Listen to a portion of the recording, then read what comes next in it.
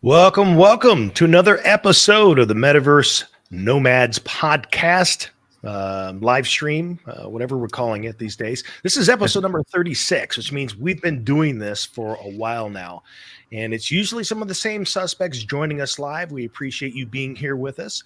And we've got some of the usual suspects as the Metaverse Nomads who are here showing up today. One who hasn't been with us for a little bit, and that is Bonafide. He's back here with us. How you doing, brother? I'm doing good, man. Good to be back. Good morning, everybody out there. We're all gonna make it.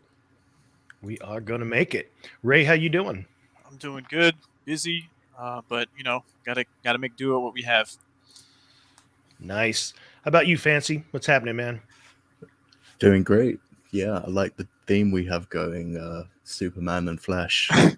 That's right. Man, superheroes in the metaverse showing up today. That's what's going on. Can never go too fast in the metaverse. That's right. And I'm Jesse, also known as Whitticus, and it's good to be here with you again while we talk about all things related to the metaverse. And it's interesting, the projects are growing through their growing pains. And it seems like while there's kind of a lull in some of the development cycles of many of the projects we're taking a look at these days, who's taking front and center in the news happens to be some of the gangs of the cryptoverse. Doing their dastardly deeds while the projects learn how to plug the holes.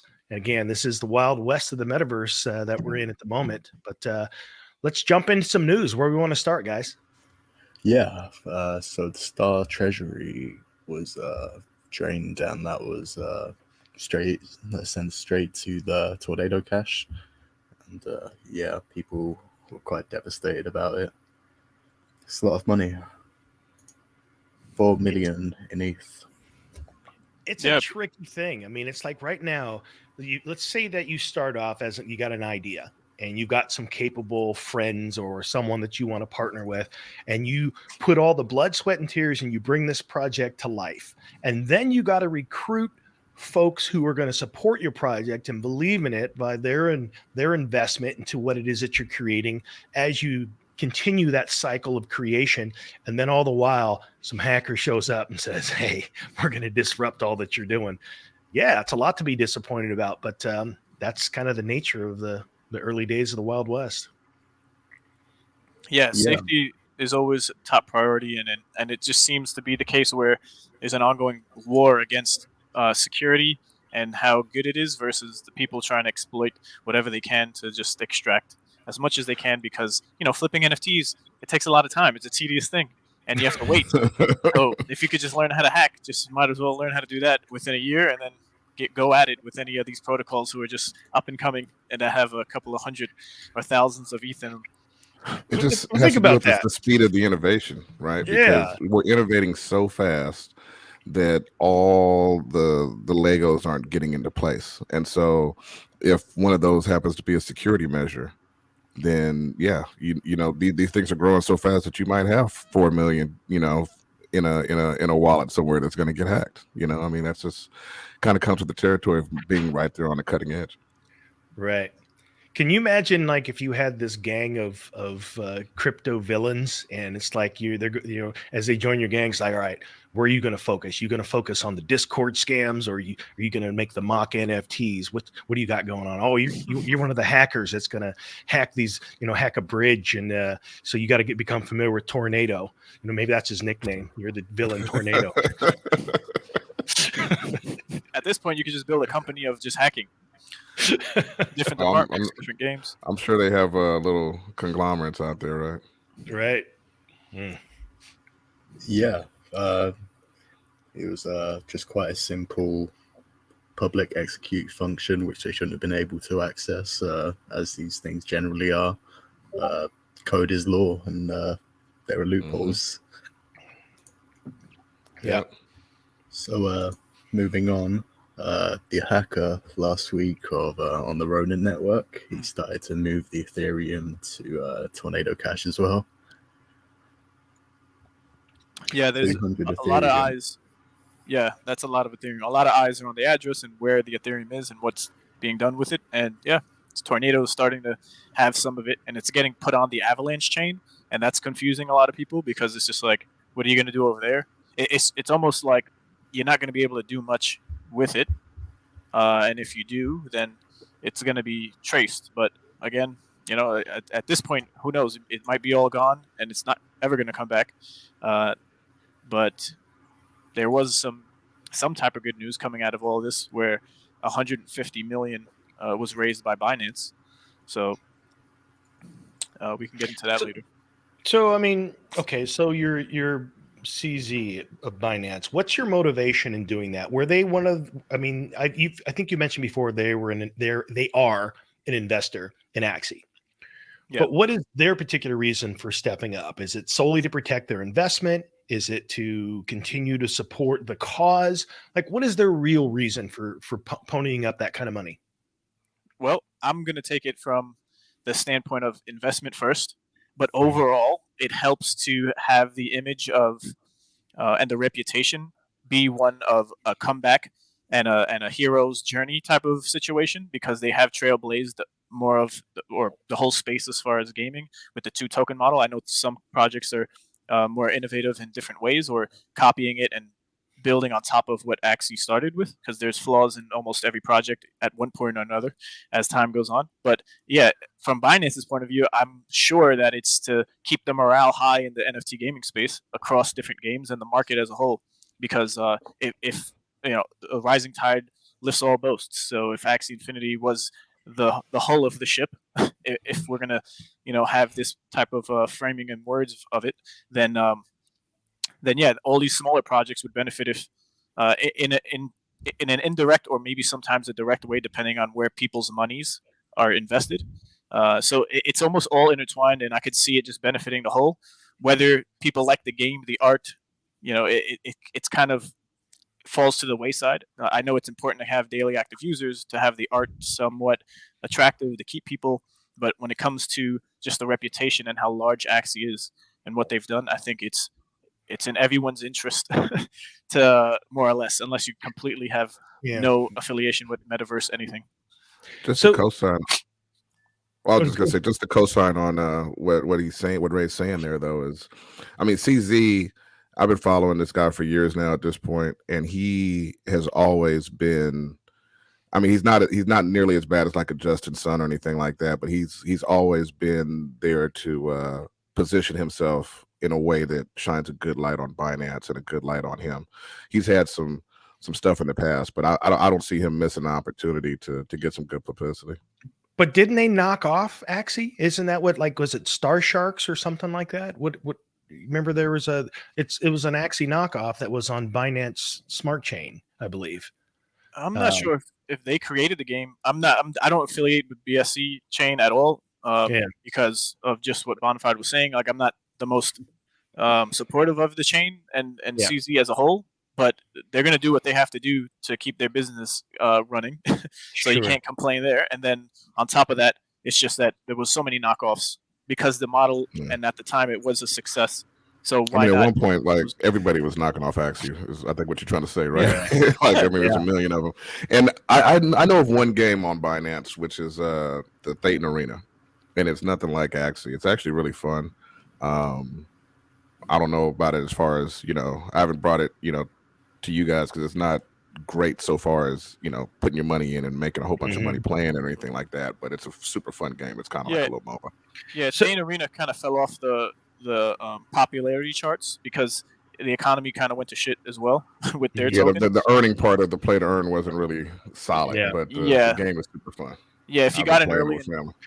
Well, so that's an interesting point there. So we have these two things that, developers are trying to juggle right now, because most of the market is crypto savvy, and it almost makes it so that the markets are gamers as a secondary kind of thing.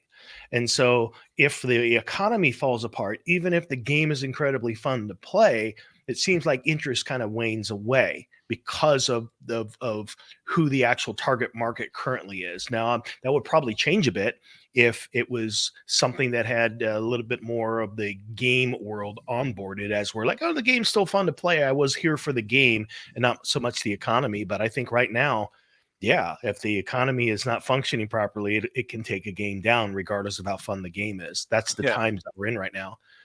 Before we jump off, I want to go back to that comment from Shopping Channel. Could a hacker come along like Robinhood, hack Axie for $500 million and give it to the investors who are still waiting for an ROI? That's a cold comment. It is, but it's also interesting because we know that it's not difficult to round up whoever has an NFT. Like, how many junk NFTs have you guys gotten? So people can find wallets. So it would be interesting to see at some point somebody is going to do that. They're going to hack a project. They're not going to try and claim anything, but they're going to disperse funds to a whole bunch of people's wallets. And then what do? The company's not what you got. Everybody, can you please send that money back? It ain't going to happen.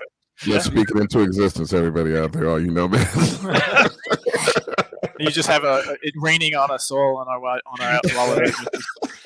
Make it rain on my wallet address. But yeah, to the point that we were talking about earlier, or the convo that we was just before we did the Shopping Channel, it's like that's why I think you can't discount any one project in particular as them not being able to adapt, change, or be successful, because the initial daily active users, more or less, are more people or people with investment reasons for why they're here, not so much a gamer.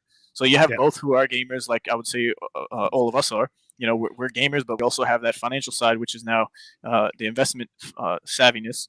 And it's just a matter of time before we have those investors or those people who just care about money weeded out almost, just because the earnings or the potential to earn is going to become lower.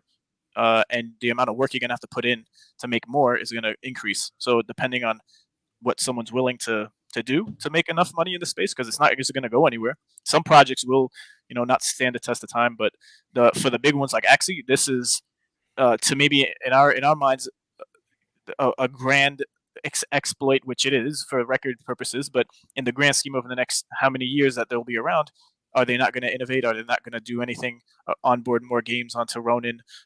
Where I just don't see it as something where in the long term it's going to ruin the game. It ruins the taste in people's mouths. But we talk about gaming and investing kind of like if it's one, and we have to make sure that we're making a distinct conversation or dialogue, or we have to separate those two at times, because there's a lot of games like Dayton Arena that are fun, but it's not where you should go if you want to make money and play to earn. Unless you just grind it out, or were in early, and had, just like in every other game, positioned yourself financially early on, and then continue that. Let me ask you this. How responsible is Axie for not having safeguards in place? Why didn't they have something that says, hey, you know what?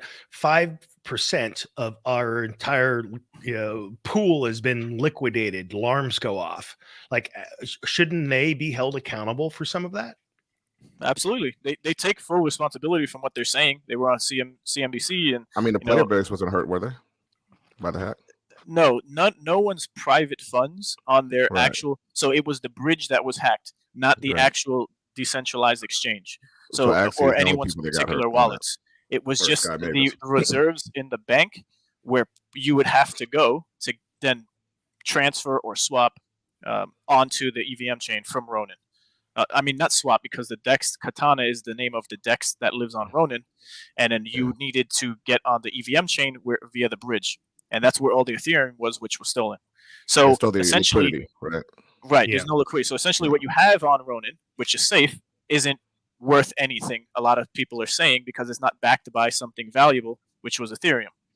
So is there any inherent value in any of these coins? Maybe not just AXS. What about ETH? Right? What's backing Ethereum if something was to go wrong? But this is my point, where Ethereum is so large, they developed and have so many developers on it. It's not just going to, all developers on Ethereum are not just going to jump ship to go to Solana, right? Solana is in need, and all these other layer one solutions, right, that are out there. We can get into that whole conversation, like how many of these layer ones are going to last if once this upgrade with Ethereum comes around and it makes some of these other layer ones obsolete. That's why I feel like there's a mad dash to build all of these games, all of these protocols, all of these things to do, which keeps people's money in there, and it attracts the developers. Keeps engagement. Right. Yep. So. Yeah, I think you made a good point a little bit ago there, Ray. speaking of Binance once again, I mean, they've been hacked. I don't know how many times. I think more than a handful, and it was all in the way they handled it, and the story behind it and the way they moved forward past it. And they're still here to stay. Still, one of the biggest exchanges out there.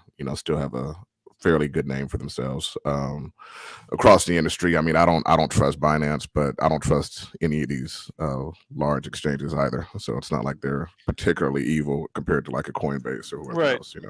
Right. Yeah. Self-interests are always going to be right there, whether it's talked about or not, as why they do certain things. I'm talking about these exchanges or Axie Infinity. A lot of people want explanations to the T of what happened because we're community governance. This is what we were promised, right? That's why we bought the token. But you got to be kind of realistic, even in the real world with 401ks. It's all promised to you. You can't, and then if you want it, you get penalized. So it's not technically yours, right? Up until it's in your wallet address, or that you've swapped it for something that might, in your opinion, have more value, because a lot of stuff is just valueless. So as someone that doesn't know a whole lot about the inner workings of how this went down, or how I don't know if I was Axie, I don't know how I would protect myself.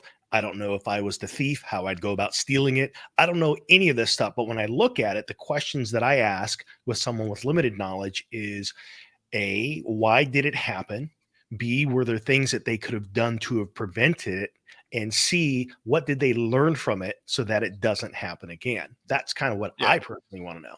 Yeah, all of this was covered last week. And then also, if anyone's keeping up with the Twitter and what's going on, it's just that there was 9 validators total, which Sky Mavis had access to, I think 5 of the 8 of the 9, and then 5 of them was compromised from one of them being exploited, and then the hacker was able to get through. There's a whole ongoing updated Substack page or Medium article, I think, that's being used to update the community on what's happening and the next steps. So so the validators that secured the bridge were exploited, and now there's 21 validators instead of the initial 9, and they're all different and they're up and running. So this would never happen again, and I say never because it's highly unlikely because of it happening the first time, right? Nothing is in absolutes, but if there's going to be an exploit now in the future, it's probably less likely to happen from all angles, because if this happens in one area of a weak point, then rest assured that why ignore every other possibility? They're probably going to hit all bases and then just keep it moving like they did with the launch of Origin V3, which we'll get into later. So I'm fairly confident on not so much the funds coming back, but with what they just did. In a week's time, they raised 150 million from Binance. There's big investors still, unless the funds come back to the bridge and you have big, I guess, investors that were from the community, not so much these companies, sell out because of lack of faith or just waiting too long to do anything with a lot of the assets they have. Who knows? There's a lot of people. Here's a consideration with that, though. Before, it was their cash. Now they're relying on investment, and investors don't invest money without a say-so. So now what their actual roadmap is going to be impacted by the people who are invested that say, hey, here's what I think and here's what I'd like to see. So that is, if we look at today and the result of this hack, it is a pivot point as to where if we go out 10 years, or 10 years is a long time, if we go out 3 years from now, what Axie looks like, and Mavis as a company looks like, is different than prior to this hack, because now there are people who have a say, because they have a governance vote, because they are invested in the company in a way that Axie didn't need them before. Great point there, Jesse, and you just passed me my tinfoil hat, because not only are you 100% correct, but this is a strategy that has been done in the past, where you had institutions that were autonomous, that were having an effect on society, like Axie has, and governments or corporations, competitors, did go in and hack them or do what they had to do to shut them down. I mean, you could say something similar about what happened with Tether in the U.S. government, where they went and basically shut down their bank accounts and then said they were insolvent.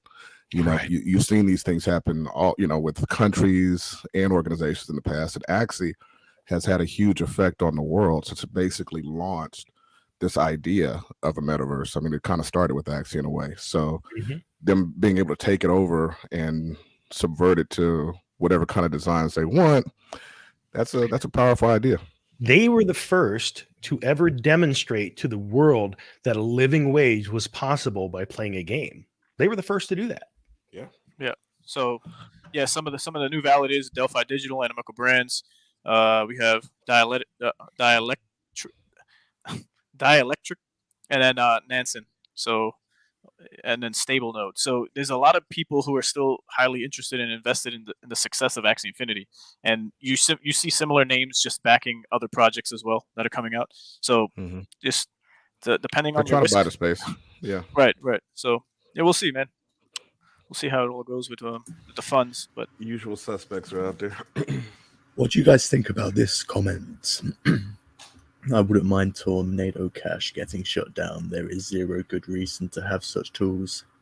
I'm 100% against it. Same. And the reason is, as you guys know, I'm of that cypherpunk kind of ethos, right? And so what you're talking about is allowing we're removing privacy. So I think there should be more privacy. Matter of fact, I would like it more if once that ETH was stolen, you couldn't track it. If ETH had privacy on the base layer, I'd be much more happy, and you wouldn't need a tornado. But these are secondary solutions to something that should already be happening, which is that privacy needs to be a part of the metaverse.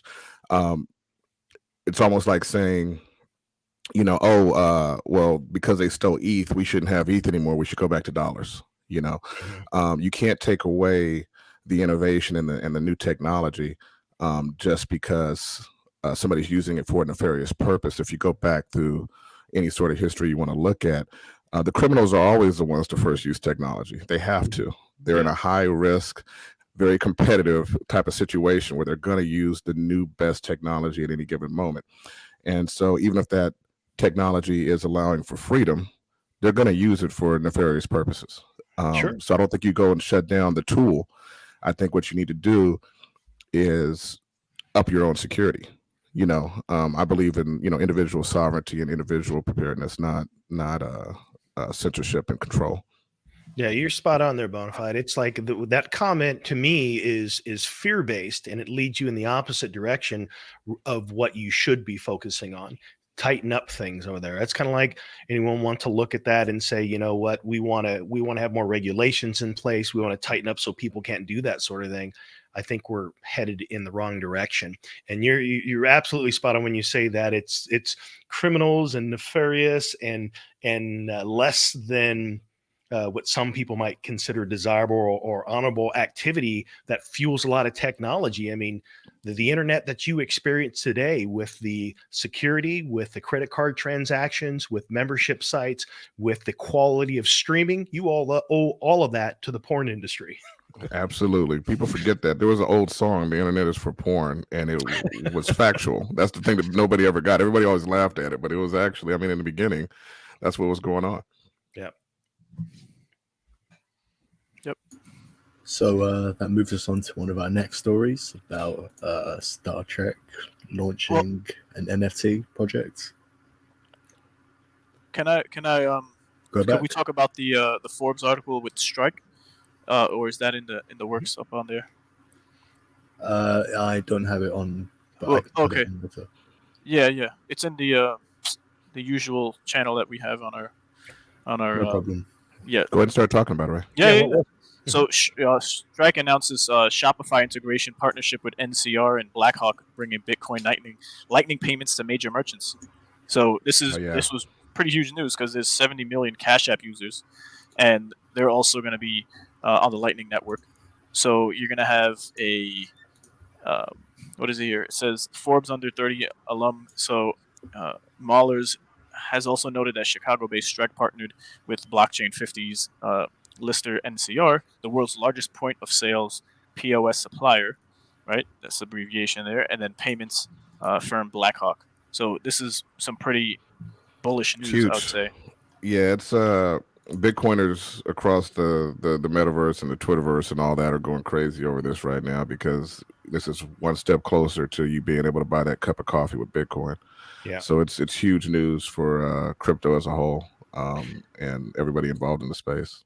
The thing I like about when I see articles like this is it reminds me that mainstream has one more reason to accept that crypto is here to stay.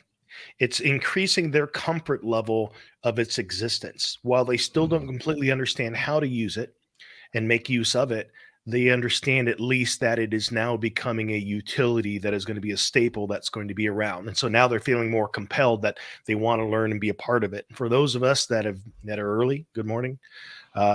This is great news for us. Yeah. Yeah. And then, I mean, it's that old adage that Bitcoiners have been saying for over a decade now. You know, it's like first they laugh at you, you know, then they fight you, you know, and then they join you, right? So there's massive amounts of financial value stored on blockchains right now. And all these corporations, I mean, you put a honeypot anywhere, they're going to go for it. So now they're saying, how do we get access to all this value that's stored in Bitcoin? Well, maybe we can start taking Bitcoin payments. How do we do that? You know, and they're the ones that can lobby the government to keep that regulation that we're all so worried about from being too atrocious. So this is a good thing. Like you said, Jesse, this is super bullish. And it actually kind of ties into what Fancy was about to share next with Star Trek. You know, it's big brands, a major corporation saying, look, we see the metaverse forming. We know NFTs are a big buzz and there's a lot of money tied up in it right now. We know that crypto is here to stay. What do we do to get involved? What's our entry point so that we can start staking our claim in the metaverse? And this is Paramount, you know, who owns Star Trek, looking for how they can get involved. Live long and prosper. I'm a Trekkie, so I dig it. Yeah, I'm you know, like, it's interesting. There's two camps. There's Star Trek and there's Star Wars. I've always fell into the Star Trek camp. That just made more sense to me. But it's a thing where, like, NFTs, they're leveraging the buzzword, and part of me gets a little frustrated when I see this, because right now metaverse and NFTs are buzzwords that every company out there, from Walmart to Amazon, doesn't matter who it is, they're trying to figure out how can we align our message with this progressive new frontier that is the metaverse. And this is kind of one of the ways that they're getting involved. But one of the things that doesn't make sense to me, and we touched on this a little bit before the show, doing our little powwows before we jump on here with all you guys, and we all have different opinions on this, which is great, as we should.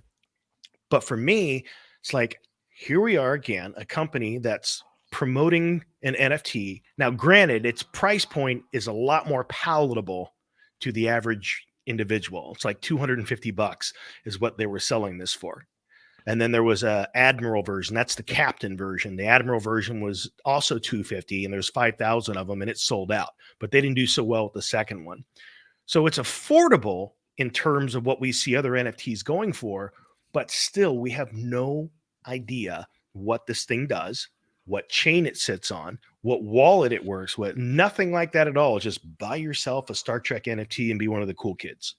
I like your framing, Jesse, because you view it as or you framed it sort of as a possible threat, right? And, you know, thinking on it along those lines, I kind of agree with you. So first of all, I like what they're doing. I like the idea. It seems cool. I'm a Trekkie. It seems cool to be able to go buy your little $250 ticket and have access to the content, right, that they're going to have. You're supposed to be able to go through their space, little metaverse or whatever, right? Mm-hmm. And it seems cool. It's kind of like you're going to be part of the TV show kind of thing.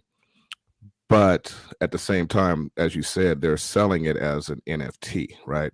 So I've heard Gary Vee and some stars, some celebs kind of speak about NFTs as sort of like a concert ticket, right? So you're buying access to them. You're buying access to them, but you don't own anything. Right. Then those of us who come from crypto, we think about NFTs as ownership. Hey, I own this thing, and I own a part of this ecosystem because I own this thing, or I own a part of this community. So these are two very different perspectives that are both being built out live in front of us right now. And you would hope to see sort of a separation where we start using different terms, because they are two different things. You're not buying control, or you're not having ownership in the Star Trek universe by buying this NFT. All you're going to be able to do is access the content, which is very different than what we're buying as like a Star Atlas or something like that. Their plans are quite interesting, though. So the Season 0 starships will get crew airdropped to them later, and then they can use their crew to go on missions in a play-to-earn game. Star Atlas? We're talking about Star Trek. Sorry. Star Trek, yeah. Yeah, so, that's a good one. So, yeah, it's a lot of these space games specifically are requiring crews for ships and ships to fly and resources to mine and to warp drive. You need all these modules. Like, it's almost the same type of gameplay because it's the same genre. But a lot of these companies that are traditional companies are needing to stay relevant in some way. And if most attention is going into this new age of Web3 and decentralization and crypto gaming, it's all, I could imagine the boardroom meetings where it's just like, okay, how can we profit off of this first and foremost? Because they're just not going to disappear as Star Trek. Disney isn't just going to disappear. None of these companies are just going to just evaporate, but they want to make money. So their bottom line is, how can we get now a team of minds to hire out? You know how many positions, even fast food restaurants, everyone is hiring crypto savvy individuals, whether they came from a 4-year anniversary or not, just because they just need people who are understanding of the space and who are economists in their own right, depending if they have a degree or not, from the space, to then help them along to make money. And that's just where we're at right now. It's like a mad dash to stay relevant and make money. And to me, it's honestly a threat to what I think the metaverse can be for a lot of reasons. And the reason, and the primary one, is that the corporations are profit driven first. They're not focused on the value of the individual. And what we've seen is that while the product of most corporations end up being things that they think that we want to buy, ultimately in scenarios like this, we become the product, and our data and our behavior become the product. And so for me, that doesn't really support the kind of metaverse that I want to see develop. Fancy, if you go back to those ships, there's something that's missing on there we didn't see before. So when Fancy Hat and I were talking about this before the show, you see how it says the sale is completed of this captain pack? It says 3,381 have been sold. You know how many they had for sale? 15,000. They were that far off the mark. However, the one below it, which is the Admiral's pack, this one here had 5,000 available, and they're not even showing the amount on that one anymore. So it's kind of like, as a team, it shows you they were off the mark. They had a target and like, ooh, that didn't work out. So now they're redirecting the numbers to try and support their case for whatever they want the scenario and narrative to be now. Well, like what we were talking about before the show, Jesse, their community isn't fully backing the idea of NFTs. So a lot of these institutions who have huge followings, I mean, the Star Trek, they have huge followings. They have these big events all over where they all dress up and all this kind of stuff. Yeah. All those people don't support NFTs. And so they might put a number out there projecting that they have these many fans, when in reality, those fans aren't going to come and buy these NFTs. I wanted to give a shout out right quick to OCG Thor from the chat. You basically soundbited exactly what I was trying to say there, brother. Thank you. Both utility NFT, but one is ownership NFT and one is membership NFT. These are two different types of things. Yeah. But it ties into this other comment here of, it would be interesting to sell ships compatible with Star Atlas. So he's talking about Star Trek ships being compatible with Star Atlas. Now that's not going to happen, right? Because Star Trek is going to be trying to silo itself. They're going to be trying to keep their community separate. Whereas a Star Atlas, who's talking about decentralizing himself, they're going to be talking about trying to bring assets from other communities in and also let their assets go out. So this is a perfect example, going back to what Thor's saying, of the different types of perspectives. And I'm with you, Jesse. I think the membership idea, the soloing, the siloing of your community idea is dangerous, because some people might not catch on quick enough. But I think eventually it's going to fail, just like AOL did. So part of my, in a past life, I come from a world of doing reputation management consulting and community building and social media consulting for Fortune 500 companies. The one thing, and I share this because the one thing that I don't see these companies doing, and here's how I would approach it. We saw Ubisoft fail because their fans are like, we're not going to buy it. Star Trek, Trekkies are giving pushback. The place they should always begin here is they should create kind of a scenario, kind of like Lord of the Rings did, where they rounded up, they created a blog and said, hey, fans, we're not going to make this movie till we have some buy-in from you guys on what you think we should be doing. How much hair should be on a hobbit's foot? You know what I mean? So get your Trekkies together and say, look, guys, help us to make the best metaverse version of a playable play to earn game. And for doing that, we're going to give you some Genesis NFTs just for helping us to sort this out. Then when they go to launch, then they could sell these NFTs, but now they already have a whole community that's supporting the project in the process, and they're not going to get this kind of pushback. They're approaching it the wrong way. And you just hit it on the head, because you're saying, you basically just outlined them, instead of doing the membership NFT, to do the ownership NFT instead. But that is almost viewed as toxic to people who have absolute power over their IP. You know, they don't want to give that kind of stuff up. And then this brings us into the conversation of CCO NFTs, right? So there's a whole kind of narrative that's forming around the Creative Commons licensing of NFTs and what you're able to do because you actually own and purchased the NFT, but you have full rights to using it in any way, shape, or form you see fit, whether it's to profit or just to make hats to wear yourself, right? And not get sued if you're walking down the street and then the company sees it, right? But anyways, there's a couple of projects like we know of, like Yuga Labs and the Bored Ape Yacht Clubs, and then there's those Crypto Toads, and then you got MFers. So these are all projects, and there's more and more that are coming up because now what everyone wants is interoperability. That's what the word that's kind of used, where you buy an asset in one game and you could play with it in another, and then that IP, or the is shared amongst different projects. So Nifty Island is a project that is actually open to that and supports it with a scarce land model, which we could talk about later because I have it as one of the talking points for the games that I'm interested in. And they've always been this way since I first got involved. It's just now that this narrative is coming around, they seem to be more in the conversation, because they, just like we see with World Wide Web, right? That was a project I talked about in an earlier Nomad episode. I briefly covered it with DeFi Kingdoms at the time. And you're able to use your crypto dick butt, right, or your Avagachi NFT, or your MFer, or your CyberKongs. Pick one almost, and you can essentially log in, connect your wallet address, and play as that avatar. And it's 2D. It's more of like a retro 2D-er, right, of a game. But there's a whole game being developed around all of these NFTs that give the ability to their purchasers or owners to do anything, right? So we see Ninja Turtles coming out of nowhere, right, announcing NFTs, right? You're going to have everyone coming into NFTs, but you need to be able to discern why and if it's even worth doing it, unless you're a fan, because a lot of these projects are just appealing to their previous fan base. They're not innovating really anything about the company. They could build a game, out of something because they have the funds, but at that point, the majority of attention and money is consolidated, and it's being distributed in a way from like the top down, where the people got in first early.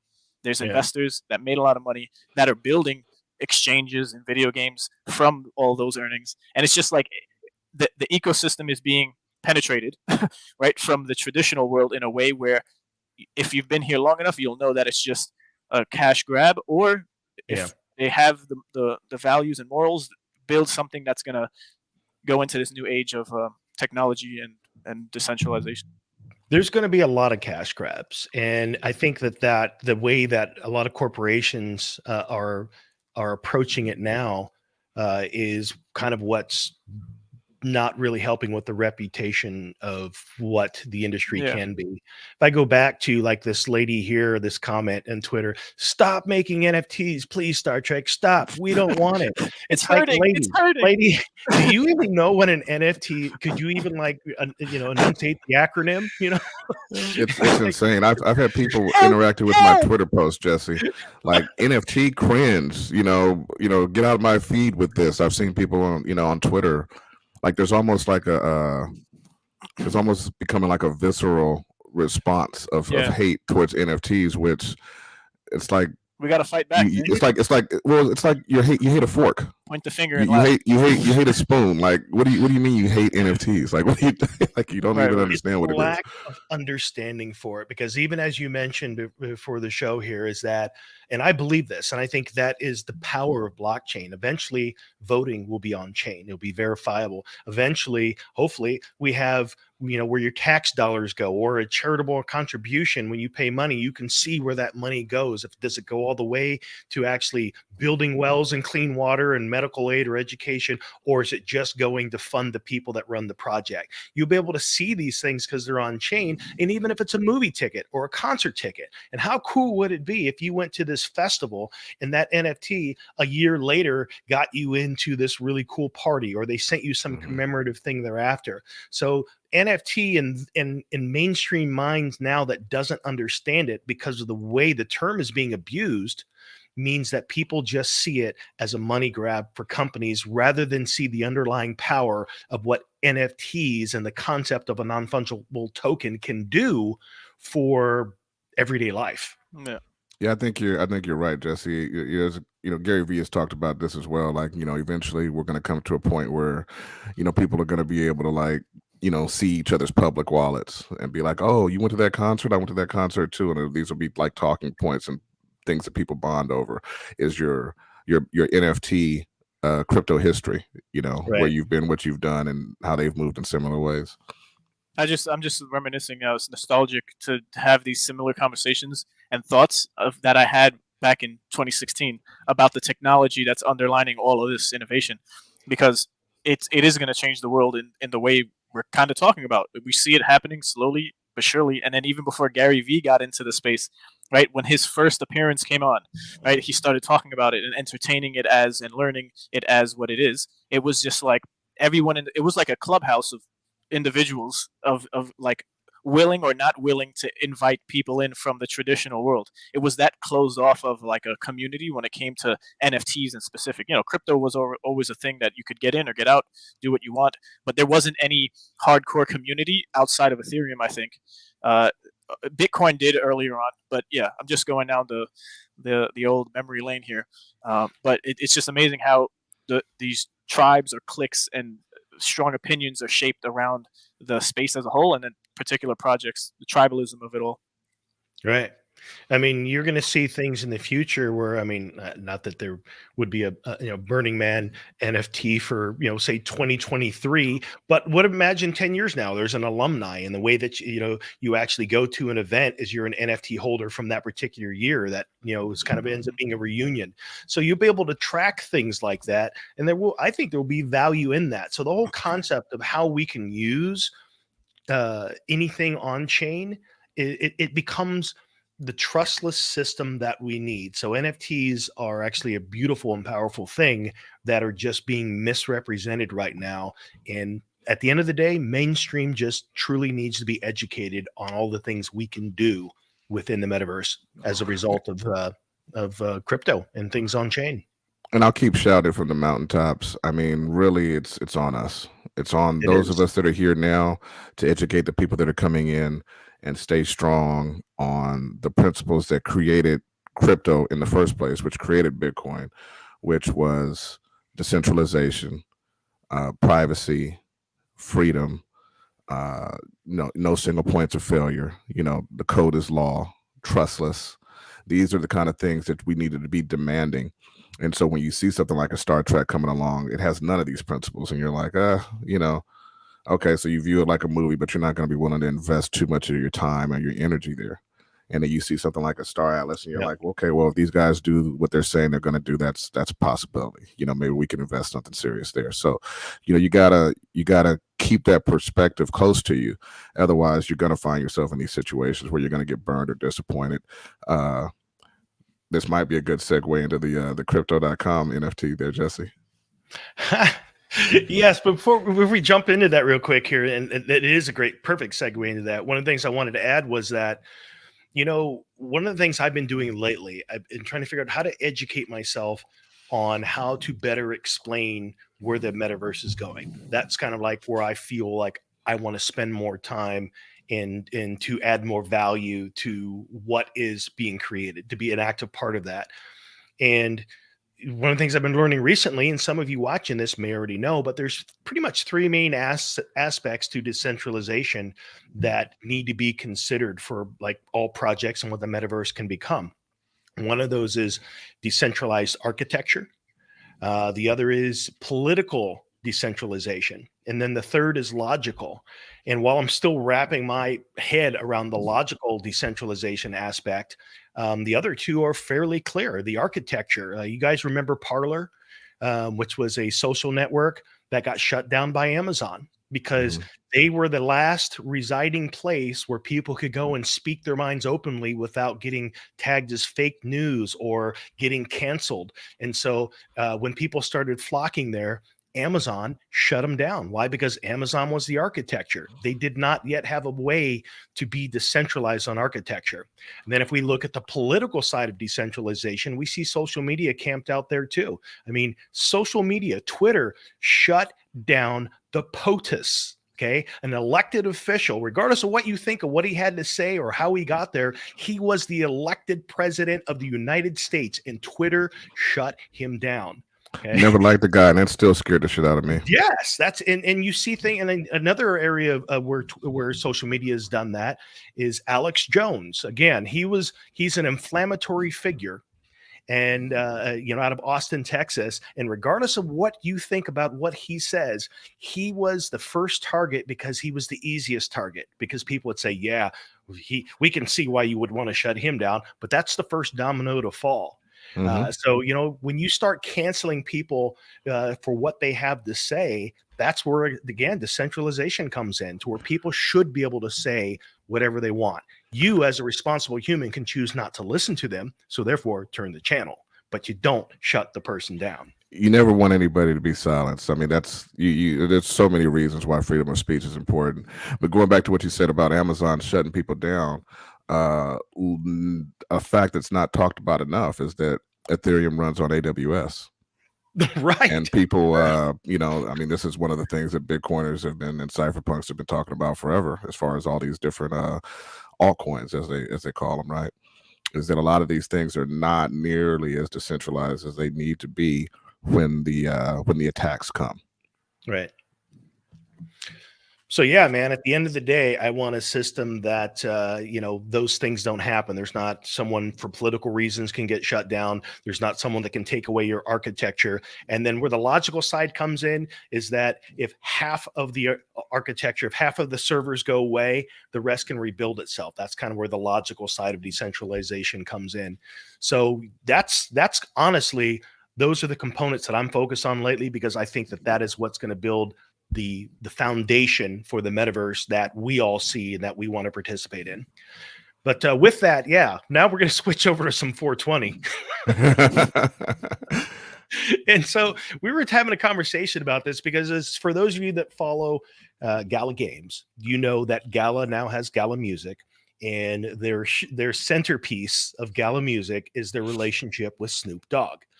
Well, Snoop was involved in NFTs before he got involved with Gala. And of course, you know that because you know that he's got stuff in now I always get Decentraland and Sandbox. Sandbox. Sandbox. There was an article not too long ago of someone spending like $450,000 just to camp out next door to Snoop's place there. But Snoop has been actively participating in NFTs for quite some time. And this is actually one that I was interested in for quite some time. And I remember it even when it came out. I think it first released for $250. And then I didn't buy it. And then I saw later it was $750.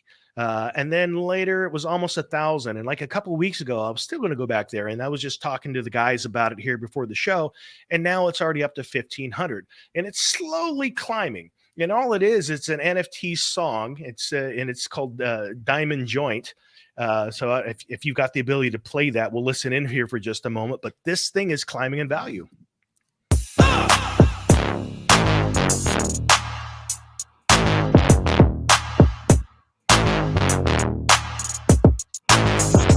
NFT, never forget to pass it.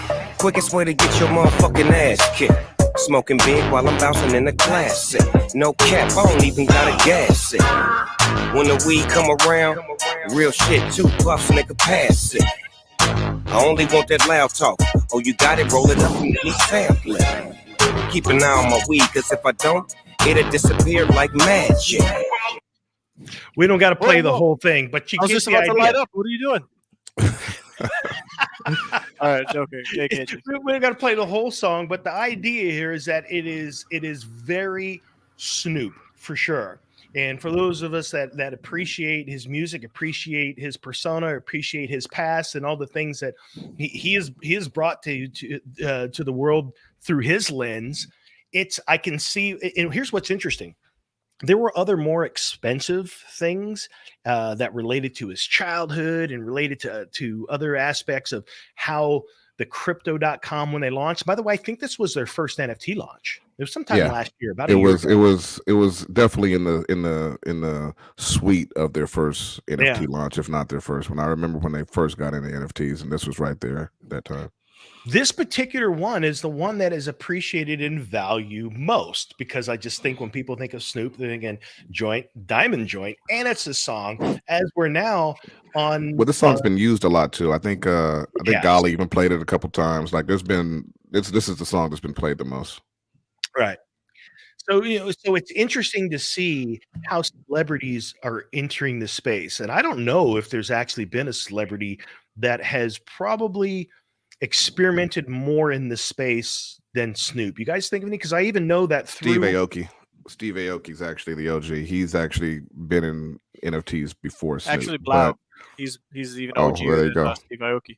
Was that right? Okay. I don't even know who Blau is. So yeah. Yeah. So he's a big what do you call it? Like EDM, like DJ. Oh, okay. So he was before Steve, and so is Steve. So he's before. Yeah, but he is the one who came around first, and he was trying, which he's still doing, is doing both, where you get the NFT where there's music in it, right? And then it's all, so none of this is technically new if you've kind of been here, but if you only follow Snoop Dogg, you're going to now know about NFTs and then not know of any maybe history coming.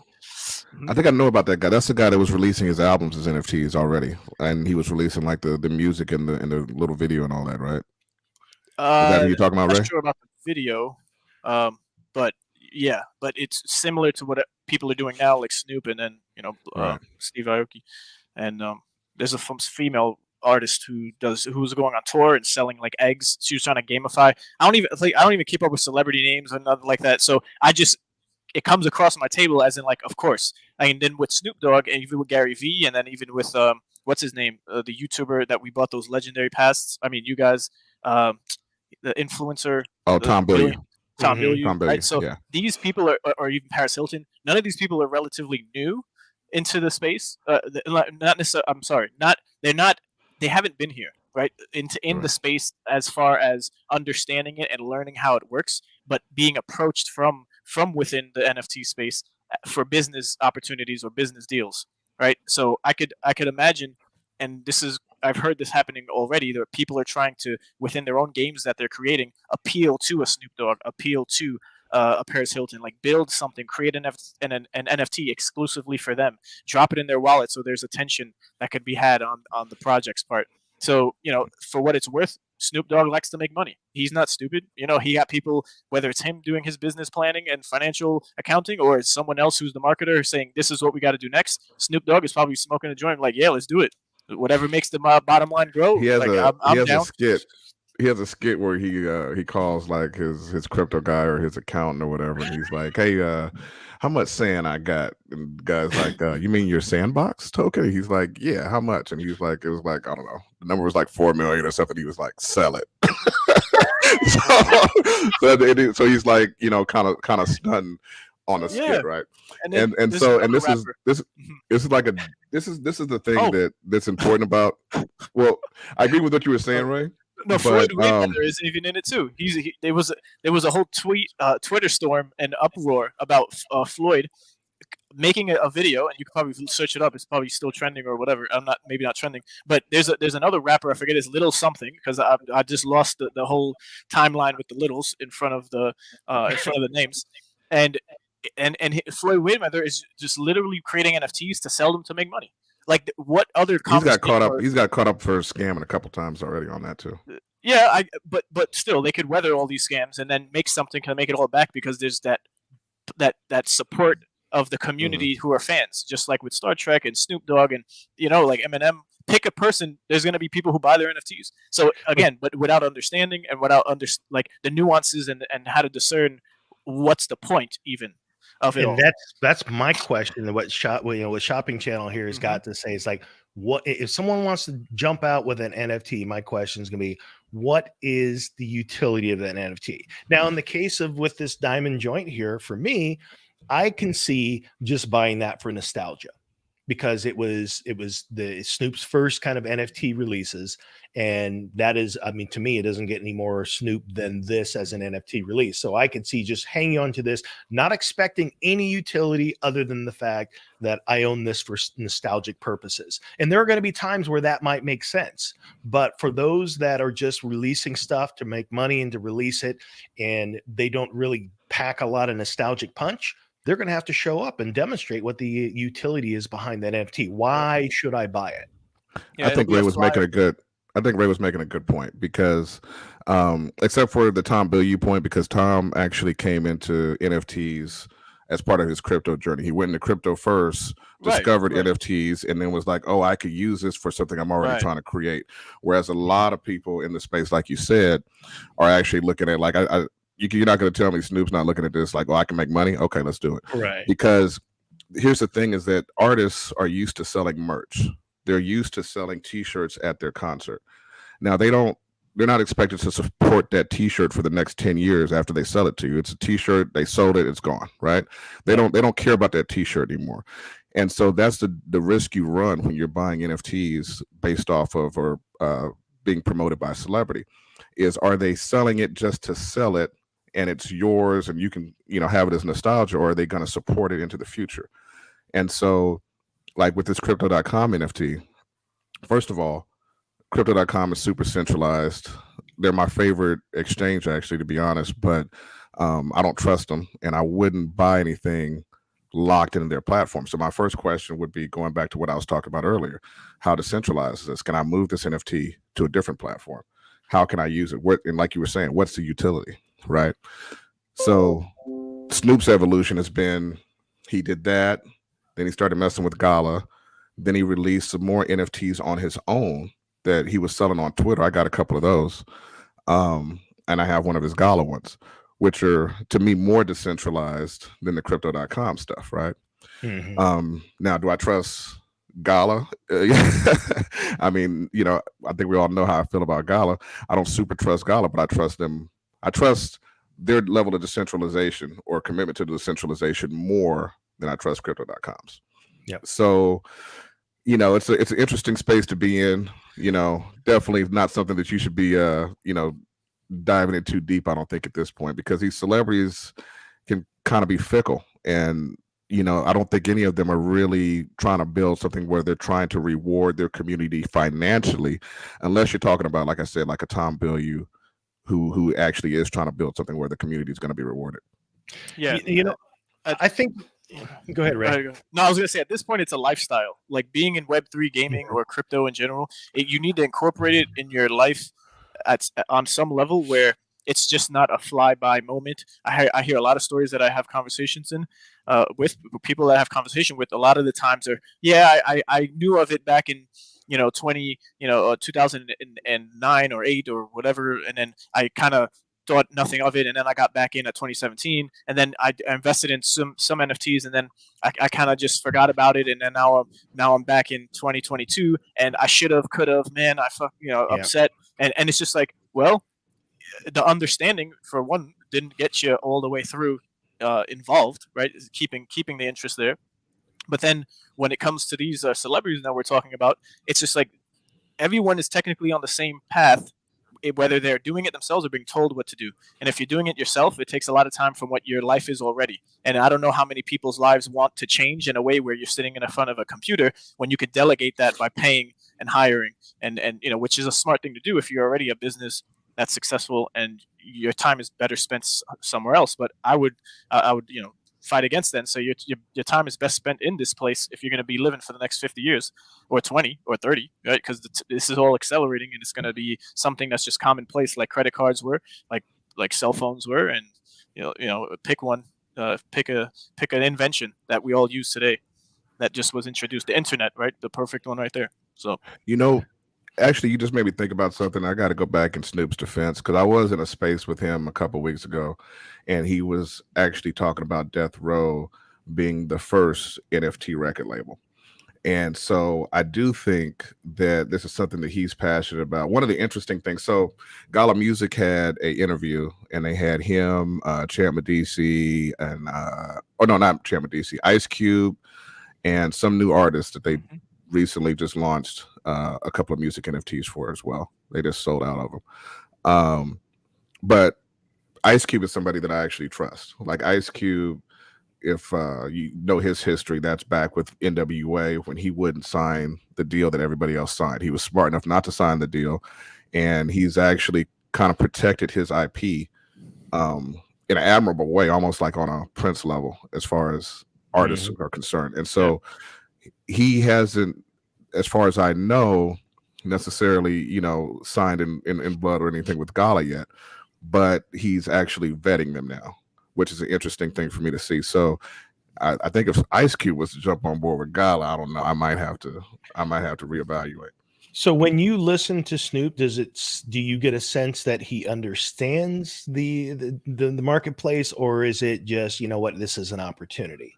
I think he's changing. I think we're watching him change, because in the beginning, like I said, like I just told you about that skit. I mean, obviously the guy that made that skit was not didn't get what you could do with NFTs fully, or what you could do with crypto fully, because he's obviously still valuing dollars over his crypto, right? Which is a kind of a perspective you start to lose the deeper you get in the space. However, the way he's talking about controlling his music, and not getting, because as we all know, the record labels, the music industry, record labels have been some of the most controlling of anybody. They're basically what do you call it when you got a guy, I can't think of the word, when the guy controls the country. Dictatorship, right? They're a hardcore dictatorship, and they control the artists. They won't let them launch on certain days. They won't let them launch in certain ways. They control the content, the wording, sometimes all of that. And so what NFTs is allowing is for the community to actually fund the artist directly by buying the album without anybody being involved. True. And so and I think Snoop sees that now, which I don't think he necessarily saw that when he put those NFTs out on crypto.com. But I think he's starting to understand that now when he starts talking about having Death Row being the first NFT label. And now he's trying to get Cube. They were talking about Mount Westmore. I just saw the Mount Westmore concert out in Tennessee.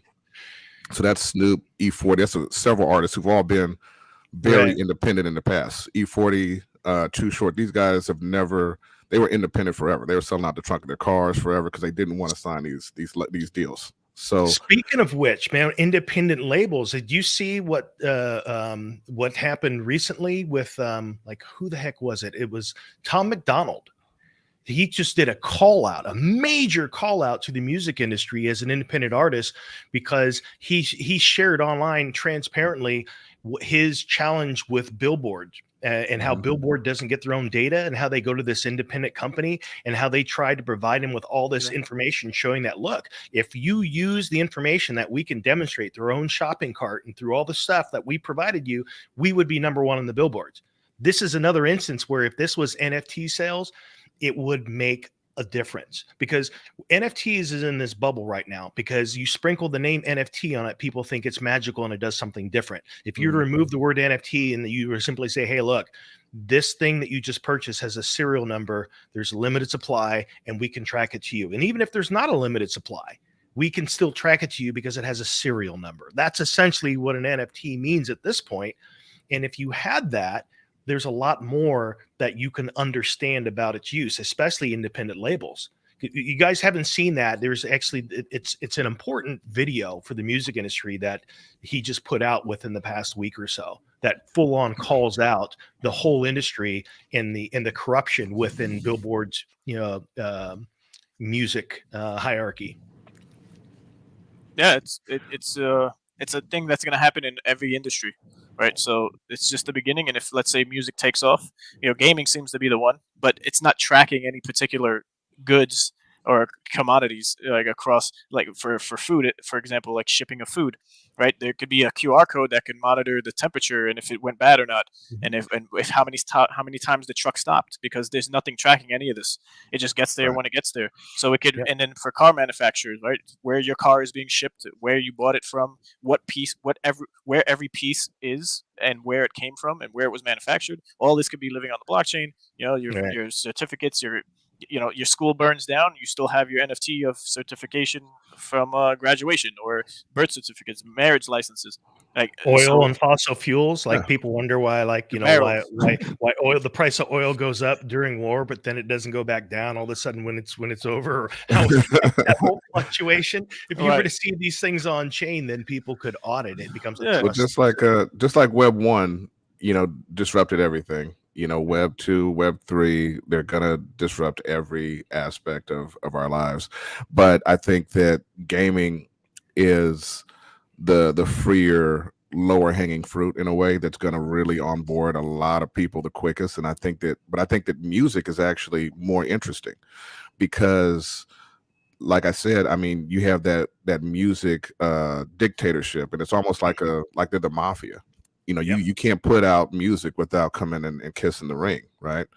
And so this, I mean, just going back and looking at, like, what was that, Napster back in the day, and all those things that have happened in the past. Anytime anybody tried to approach the music industry, they got rocked and shut down.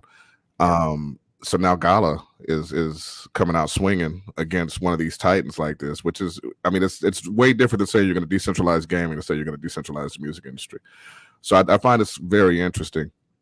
And I think they need these moguls in the space, because you got Snoop. I mean, he's a powerful individual in the music industry. Let's be straight. And then they got Kings of Leon, they got Steve Aoki, they got some heavy hitters that are backing this move. So it's going to be interesting to watch this play out.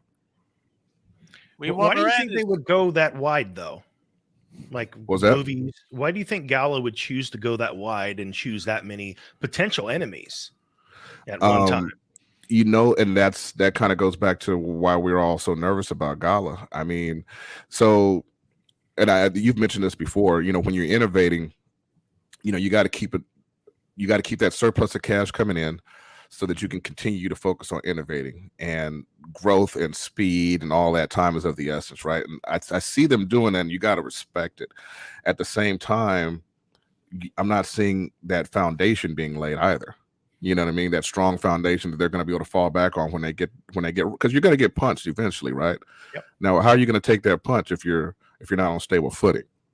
And I don't see the stable footing, and that's, that kind of worries me a little bit, especially because, like you say, it's like, okay, we got gaming going on, now it's music, now we're doing movies, and really what they're doing is just selling more NFT. Yeah, it's going to be interesting to see what happens with this music industry thing.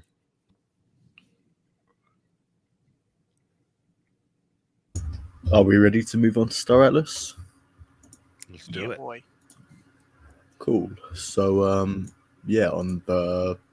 I like the way they have done the roadmap this week. There's titles to each segment, and you can see what's being done, what's coming up. Also, bug fixes, new features. So we'll just go through a few of them. On the showroom, they're working on title screens, in-game menus, and fast travel mock-ups.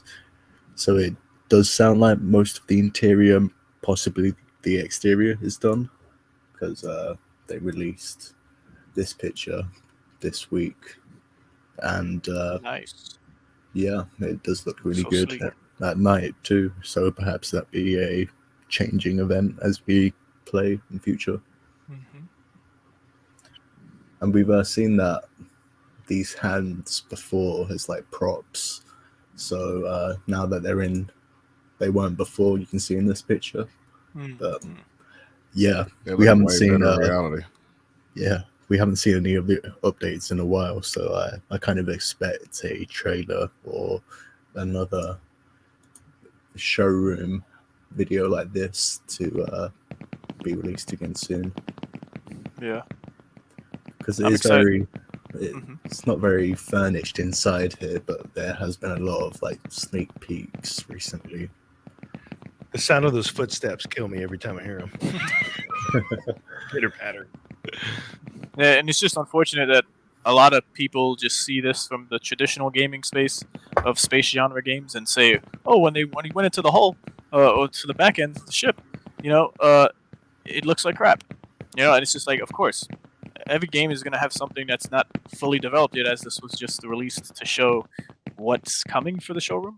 Like I don't understand. I'm more patient, I guess, where it's like all of these things are great to see, but it's not scratching my itch fully because we actually want the full game to come out and staking and everything else that was talked about. But if you're gonna act that way, then just you'll be playing Destiny for the rest of your life, or Eve Online for the rest of your life.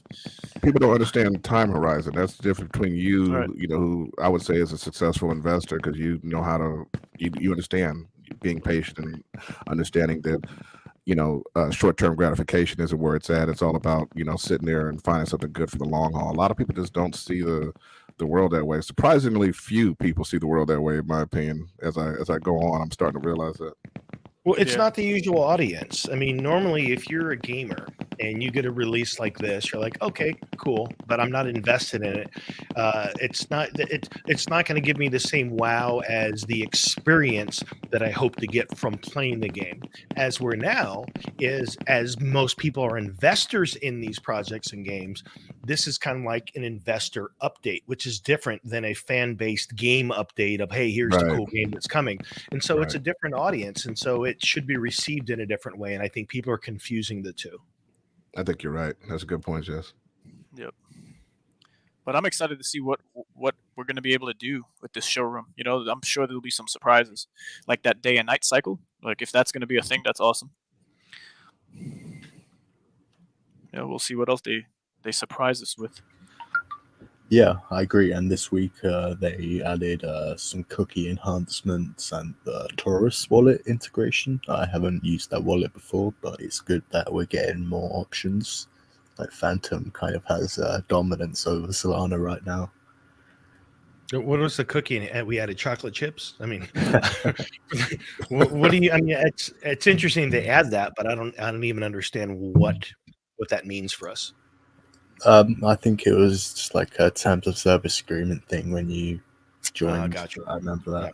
Yeah, like when you sign your wallet to the staratlas.com website. Yeah. They have the connected supported wallets, and then they have the connected limited supported wallets. And Solet actually got deranked from the supported wallets, and then you have Taurus there. So you got Soulflare, Taurus, and Phantom as the supported ones, and then if you notice, Ledger and so on. Speaking of which, I did want to add this kind of as a public service announcement. And I shared with you guys before the show here, but I just had a pretty traumatic experience yesterday. And fortunately, I prepared for it because I actually do have a protocol for restoring a hardware wallet. But just so you know, hardware wallets fail. All hardware fails. Doesn't matter if it doesn't have moving parts. Literally yesterday, I came in and I went to update my ships in Star Atlas, and my thumb drive wouldn't turn on. And then when it did turn on, it started going through a reboot cycle in 1%. It took 5 hours for my thumb drive to go through this entire cycle. And when it was done, it was reset, which means that I had no choice but to completely go through and restore my wallet. So, and I've mentioned this on the show again in the past, but be sure that you have practiced your protocol for restoring, because if you haven't practiced it once, you don't have any security that you'll be able to do it successfully.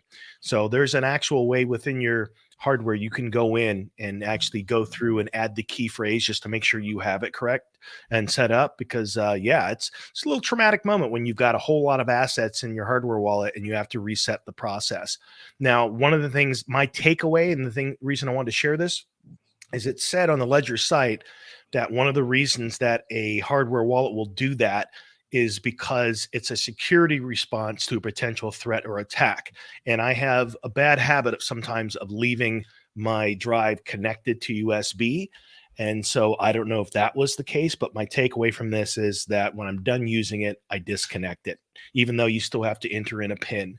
So just putting that out there because it's something that I went through, and it's a frightening thing when you have a lot of assets in a wallet and your question is, can I actually complete the restore process?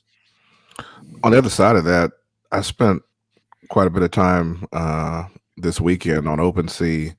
You can send NFTs to your different wallets, and it's actually pretty cheap. It wasn't costing me more than like $10 a transfer this weekend. So I was able to move quite a few NFTs around and put them in safer situations and whatnot. So good timing to maneuver your stuff into hardware wallets. If you haven't done it yet, make sure you if you don't know what a hardware wallet is, make sure you do your studying first and move small amounts first, but it's definitely a good feeling once you know that nobody can take your stuff unless you give up your keys. And by the way, as Clement here is mentioning, it is good to have a backup, because in the event that this fails, you can restore to a new hardware wallet. But again, it still gets back to, do you have the process down where you can go through with your key phrase and restore? So there's two components. One, if this failed, I need to restore it to something else. So if I'm trying to rely on refueling ships in Star Atlas, I got to wait until a new hardware wallet is delivered if I don't already have a backup on site. And two, you want to be comfortable with the restore process just to make sure you can restore everything back to where you can use that new device if you have to go to a new device. In my case, it was my existing device works fine, but it went through a reset cycle to where I had to restore the actual original device. So this week we got 2 new ships. The Calico Medtech is one of them, 14,000 supply, 860 USDC. The staff a small but highly skilled rescue crew. And this ship is sure to be battlefield favorite. It's very nice looking. It is a nice looking ship. Yeah, for sure. So a slightly scaled down version of the Calico Evac. Yeah, it does seem like a lot of stuff, but doesn't have everything. I think it's missing a couple of the drones and stuff. What's surprising to me is so for a medical vessel. Oh, that's right. I think we talked about this before. I was like, why is the tail so thin there?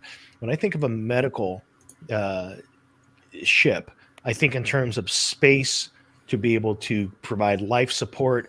But what I think we determined that this was able to do is on that little tail that looked kind of like a dragonfly, that they would actually be able to pick up those pods.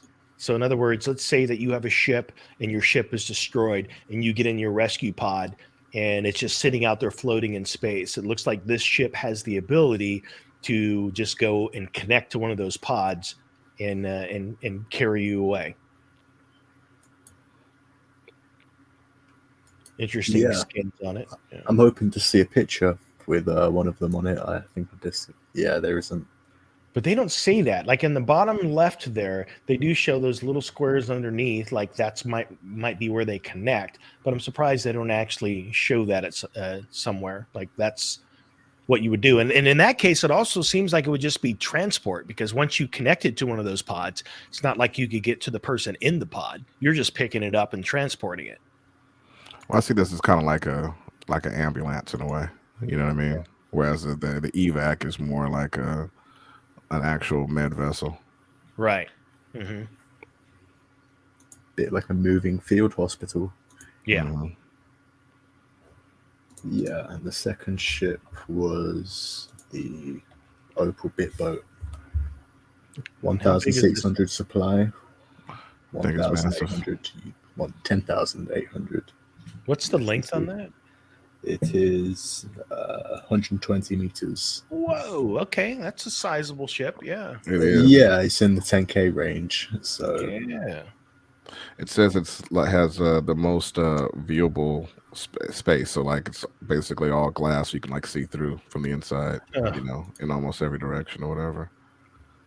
It's like almost the most beautiful ship I think I've seen. You start going through these pictures, man. That's And who's the manufacturer? Opal. So that's Ooster and Mod, I believe. So this is the largest TV Opal we've seen because Opal's the jet and the jet. Yes. And this is a transport. Look at that right there. That's a sexy ship. Okay. Yeah, it is. Huh.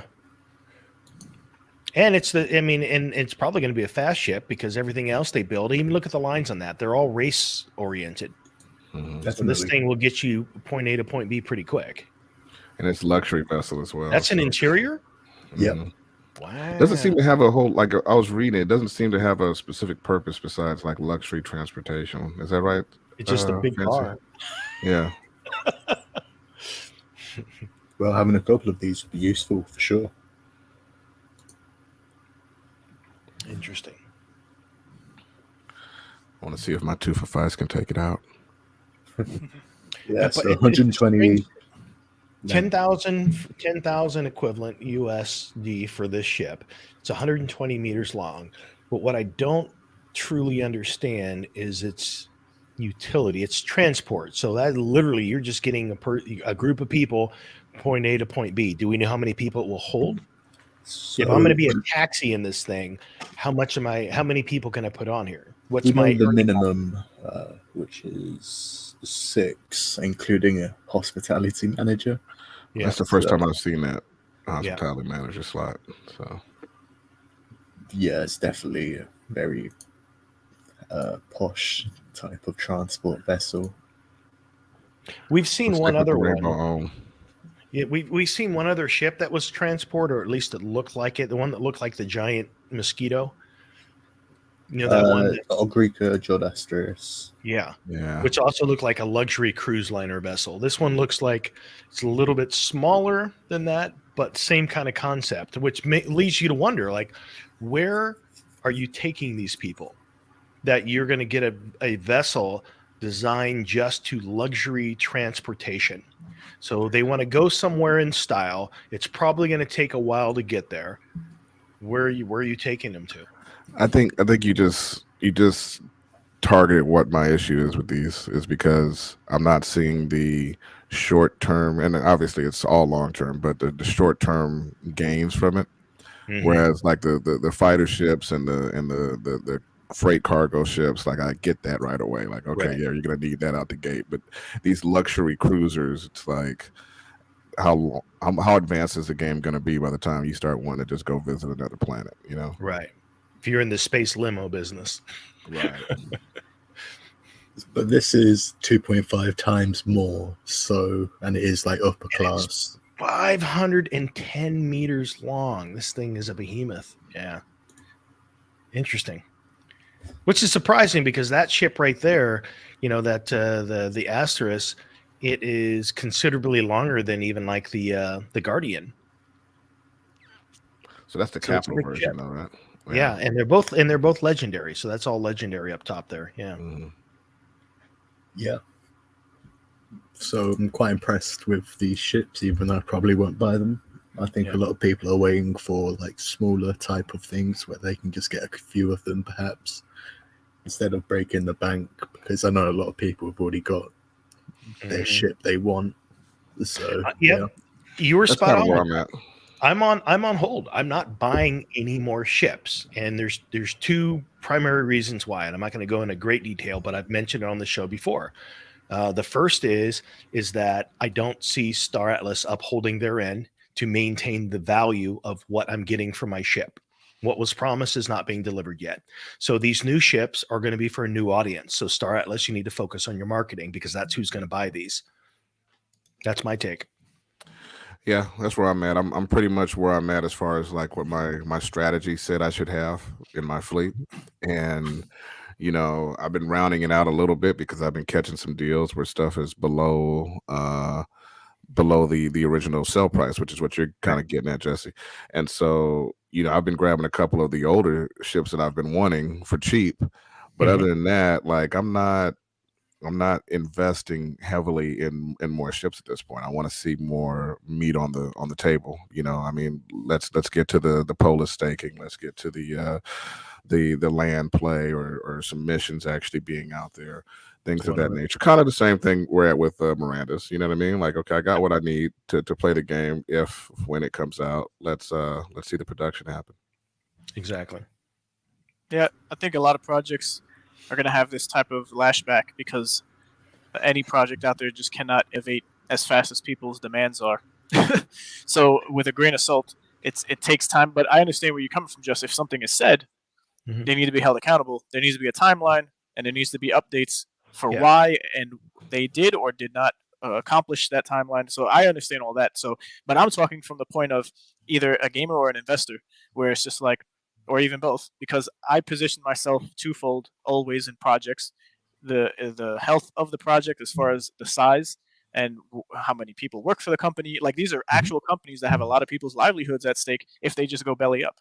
Right. So what are the odds of that actually happening? Even though it's a possibility, highly unlikely. These are quote unquote blue chip type of projects that I got involved in. And on the other side of that was that I get in with the amount of assets that I would like to own to play with.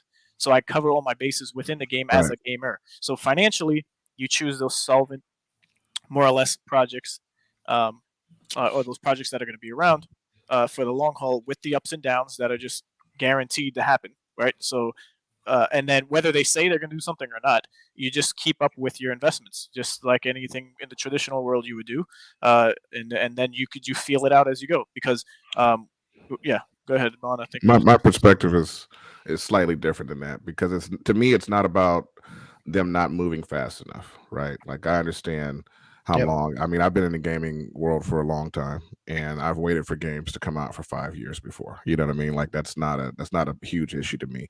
To me, the issue is the continued selling, right? Like I'm not gonna keep buying into a dream for 5 years. That's not going to happen. You know what I'm saying? Like I will initially invest in a game that I like, and I will buy, like you were saying, the things that I would want to have in the game in the future. But what you're not going to convince me to do is that you're going to keep coming up with sale gimmicks and NFTs. And this isn't saying that Star Atlas is doing this necessarily. I mean, this is something that really is more of a holdover from what Gala has done, where, every week there's a new NFT to sell.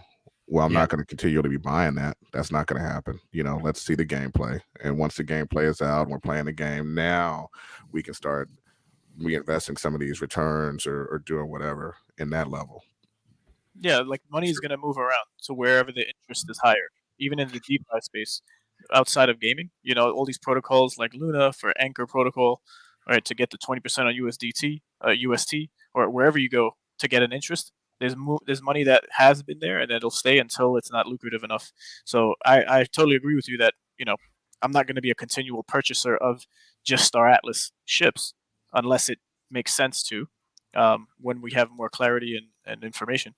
But yeah, I think Star Atlas is still positioned to be the foundation of a lot of things happening in the metaverse. I think that their ideas and goals to create this economy and become this kind of like a tech stack that people can build on and truly get to a place where governance can dictate things later and even vote their development out if need be, after they have the runway to kind of create the influence in the project they want. I love all of these aspects of it, and that is one of the biggest reasons I'm supporting it. The two places where Star Atlas has let me down is, one, I don't find their explanation acceptable for their use of private funding. Like, what does that mean for governance when we see Polis and we see Atlas, and who's it going to? And that kind of takes away from decentralization to me when you have such a large influence that has the ability to dictate things and we don't know who they are.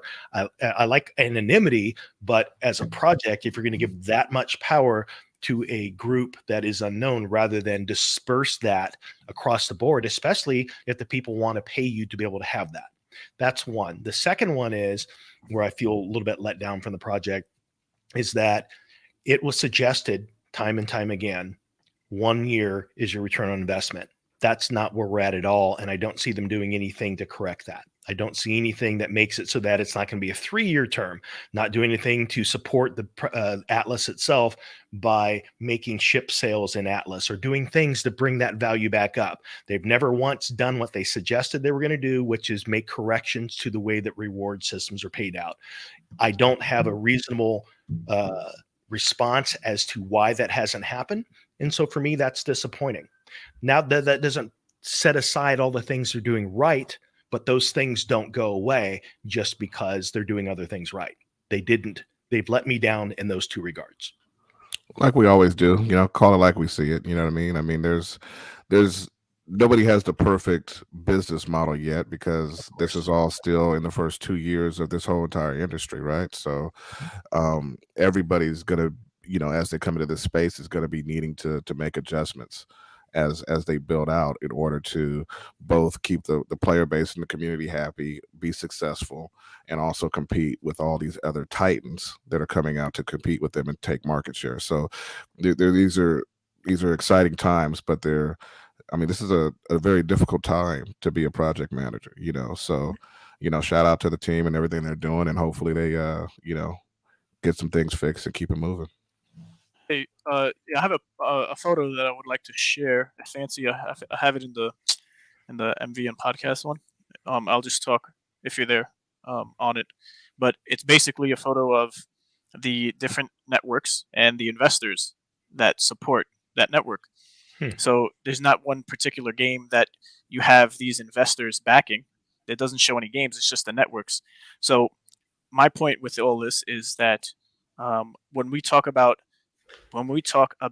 these projects and who have invested in them, whether the seed round or like for Star Atlas, we don't know the exact guilds or businesses or investors who have, but do they have the interest of the community and the longevity of the project? And Wagner, in previous interviews, would always talk about that's one of the most important things in this space and for the game, where you have people who are like-minded, share the same morals and values for the success of the project long term. So if YGG, for example, is one of these who have the most tokens from the white papers, it would make Wagner sleep well at night knowing that YGG isn't going to go anywhere.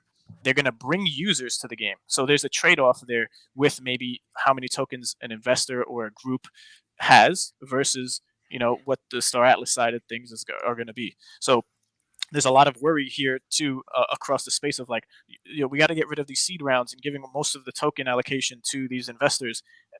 But if there's no players, then you have to and this is an open question for a conversation. It's just you either focus 120% on marketing to traditional gamers to convince them that NFTs are the way, and all of what encompasses that adventure, right? To get daily active users or people to invest early on with just a showroom and nothing else, or you go from within the space and you get these guilds that become companies in a sense that hoard gamers in a way that understand what the space is becoming, and maybe potentially even made money that's more so after their expenses to live, they can afford to invest. So I see it both ways. There's pros and cons to the whole situation, but if it's a YGG or any other like Animoca brands, like if any one of these projects invest in a large amount of tokens, would Animoca brand just sell all the tokens once the price went to the all-time highs of whatever? You never really know, but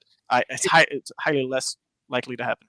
Here's the thing for me: roadmaps shift, trajectory shifts. You adapt and you adjust and you pivot to market conditions, but hold true to the things you said you're going to do from an ideology standpoint. If you say that, hey, you know what we're building, we believe that a year return on investment is a reasonable thing, and here's some of the things we plan to do, here's the levers we can pull to kind of hold true to that, and you don't have a reasonable explanation for why you didn't do that, then to me, you're not being congruent with your word. You're not within the realm of integrity, honestly.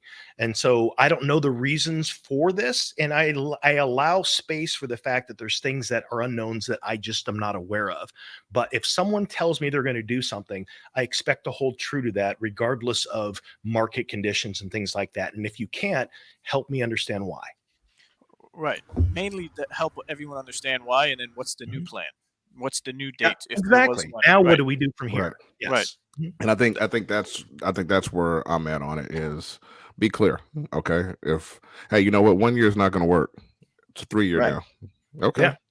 You know what I'm saying? But don't not answer the question of the gorilla in the room, right? Because that's the thing that the Gala has done continually, is censor the hell out of their community, basically, to the point where, you know, we've seen, you know, we're not the only ones that have seen it now to that point. You know, everybody sees it now, or, you know, the new people coming in don't see it, but nobody who's been there a year is ever going to say that Gala doesn't censor their community, right? And you know, luckily, you know, Star Atlas doesn't do anything like that, so that's good. But, you know, still, like you say, Jesse, you know, address the issues, meet them head on, or say, hey, you know what, we noticed this issue happening. We don't have an answer to it yet, but we noticed this issue, and we just wanted to, you know, let you guys know that we are working on it. We see it, and we're moving to address it, and we'll get back to you. Exactly. So the team was at Miami this week. Solana, Miami. Yeah, it seemed like a cool event. There were loads of speeches and stuff I'm sure we can find online. While they were there was like the security event that happened. Do we know how many people attend that event? I'm curious what the size of an event like that is now, especially in Solana. I mean, good on them. I mean, they're jumping around. In fact, the next time they do something in here in Europe, like the last one they did in Portugal, I definitely want to go and check that out. But man, I'm curious how the size of events like this are growing, and how are they promoting it. But do we know what like the attendance was or anything? No idea. Okay. Really. I mean, there's been a lot of stuff going on in Miami though lately, so I wouldn't be surprised if it was quite large. And I think there was a Bitcoin thing going on at the same time, so there was a lot of crypto people in Miami. What is the security risk here? So at approximately 2:55 p.m. local time, security notified event organizers of a credible security risk to the Solana Miami event. The security risk was detected by a K9 during a routine sweep and confirmed by 2 additional K9 units. So basically 3 dogs got together like, this is what we think it is. I concur, Pooch. I concur. Yeah, and this was the event like the team was at, so I just thought I'd bring that up. Yeah, it was shut down early because of whatever was found. And yeah, so it was from the 5th of April to the 10th. So it was yesterday, I think it was shut down early because of what was found by the canines.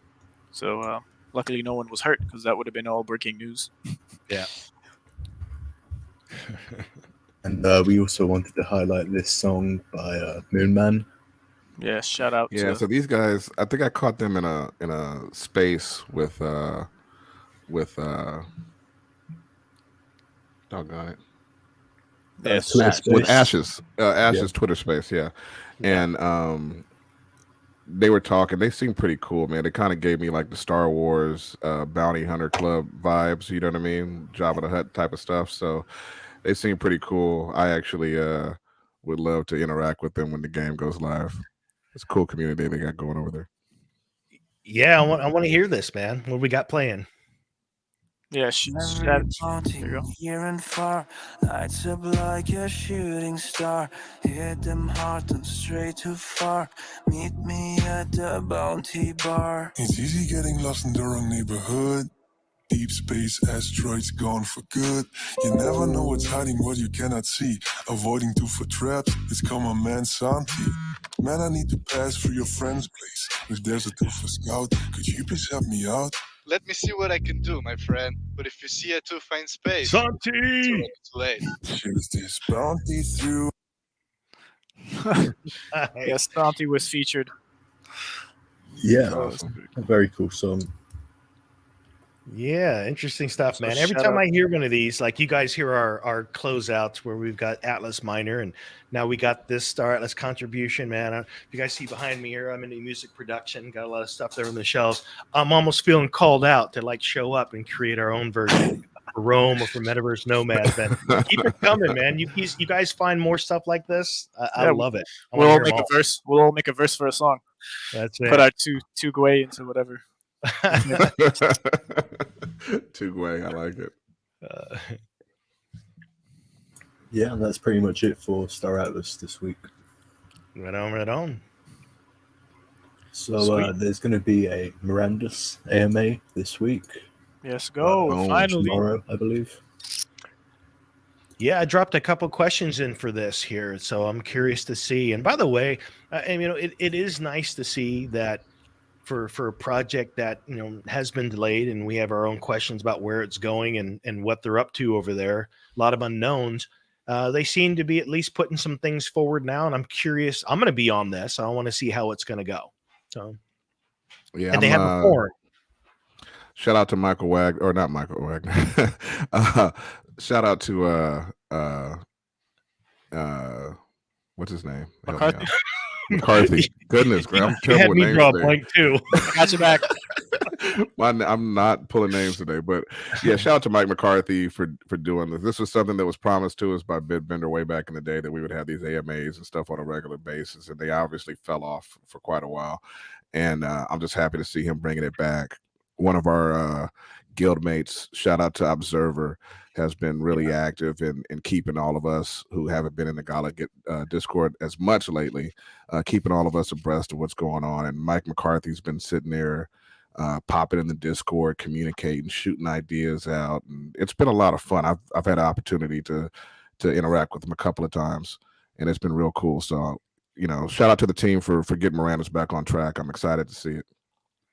I give him 2 months of doing it consistently, and then I'll congratulate.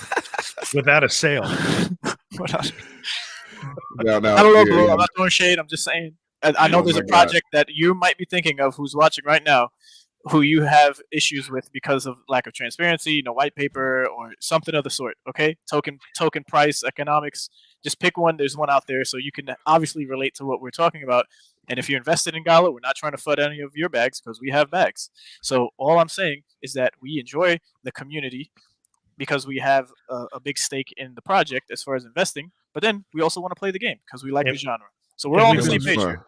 We've been waiting for over a year to understand how the sausage is made. So there must be a lot of ingredients in this sausage. That's a long sausage. A lot of artificial preservatives and no, but you triggered me. You triggered me, Jesse. You triggered me, because this would turn out terrible if they turn around and do another NFT sale on this on the back of this AMA. I'm not gonna be happy. I'm ready for it. What are they selling tomorrow? Oh my god! What do you think about the second episode of Rome's bingo night for Miranda's? We can maybe throw something together for tomorrow, and we'll see what words are used, and rekindle that bingo, a game that we had that kind of took hold of McCarthy's mind. Be interesting. Yeah. That's a cool thing, because it's actually kind of like a part of Gala history now, right? The Miranda's bingo that we created, and the idea was that because they were going to be doing these AMAs all the time, and we could keep this game going, and then the AMAs died. So hopefully they do consistently do these AMAs again, so we can go back to having that fun. It was a lot of fun. Yeah. So, and supposedly, by the way, believe it or not, we're in Q2 of 2022 now already. So Gala, and maybe we'll get an update on it tomorrow, but they're supposed to have another playtest this quarter, which means that somewhere within the remaining 80 days of Q2, there should be another Miranda's playtest, of which you can continue to earn a bit more of that material. Now, we don't know if it's going to be the same objective or how they will manage it, but my guess is it's not going to be easily managed. So it's probably going to get back to the factor of if you log in, because honestly, that's all I did. Logged in and I got the checks for everything. It's like, whew, that saves me a bunch of time. So it'll probably be something similar, but we don't yet know. But there is supposed to be a play test within Q2 where you can earn some more Materium for each of the exemplar avatars that you have in your wallet. Not to raise the bar too high, but I actually have some hopes on this because in the Discord they were talking about wanting to see a lot of arrows flying at some kind of goblin or something. So hopefully, I mean, I would love to sit up there and be shooting a bunch of stuff. I'd have a ball. So hopefully that's what we got going on. We'll see. Injury and combat. I think it's probably going to be centered around that a bit. You know what I think? One of the things we do in the show a lot is like theory crafting, and that's why I think that if Gala Games wasn't so fearful of actually just having someone on our show and just being open, that we would love to just do some brainstorming with them, thinking in terms of like what could you do to seed the Mirandus economy? Because at the end of the day, a world like that still is probably one of the most appealing to me, honestly, even above space. I would love to have that thing where you could be a blacksmith and hammer out some things, or be a herbalist going out and gather stuff, and you can contribute to the economy the way you've seen it in past MMORPGs.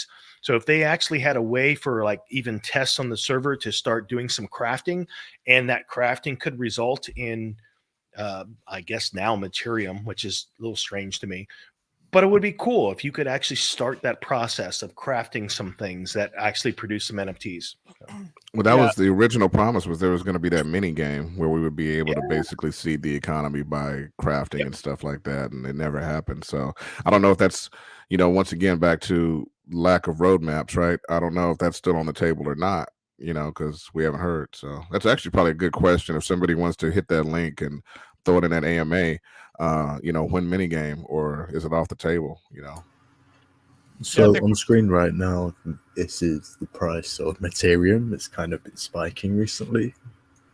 And it's fascinating when I see this, because for me, when Materium first came out, the first night, I missed it because I already had a goal I was going to sell immediately. It came out the gate around $1. I didn't get to it till around 60 cents. Dropped all the way down to the 30s. Now it's back up around 80 cents. And you think about like, what is the driving force behind this? So you do have a community over that definitely supports this project. There's one thing that you can purchase with your Materium right now, and that's lamps. Those lamps went for 10,000 Materium originally, jumped up to 20,000, I believe. Now they're up over 50,000 Materium. We don't know what that means in the grand scheme of the rest of the economy in the game. So we don't know if that's overpriced, underpriced. We don't know the utility of a lamp, but it's fascinating to see how Gala is able to take any of their tokens like this without anyone really knowing what it does, what it's about, how stable is the current supply, and still have something that grows in value like this. It just, my mind is constantly blown when I see things their like tokens do well consistently. You're right on that.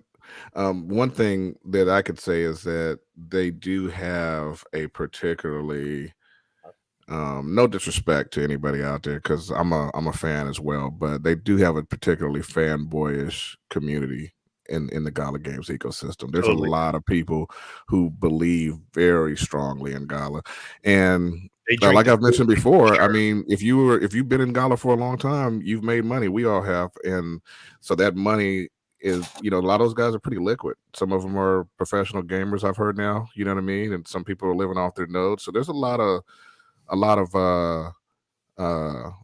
money in the community that can flow back into these things. So I think some of it at least is going to be a bit of that, because like I mentioned, I'm kind of, I bought a little bit of Materium. I kind of want to buy a little bit more. I've just been focused on other things, but I kind of want to have a nice little bag of Materium when the game launches, Because one of the questions that I asked, and I think we already have an answer, but I was questioning, is Materium the end-all be-all coin within the game?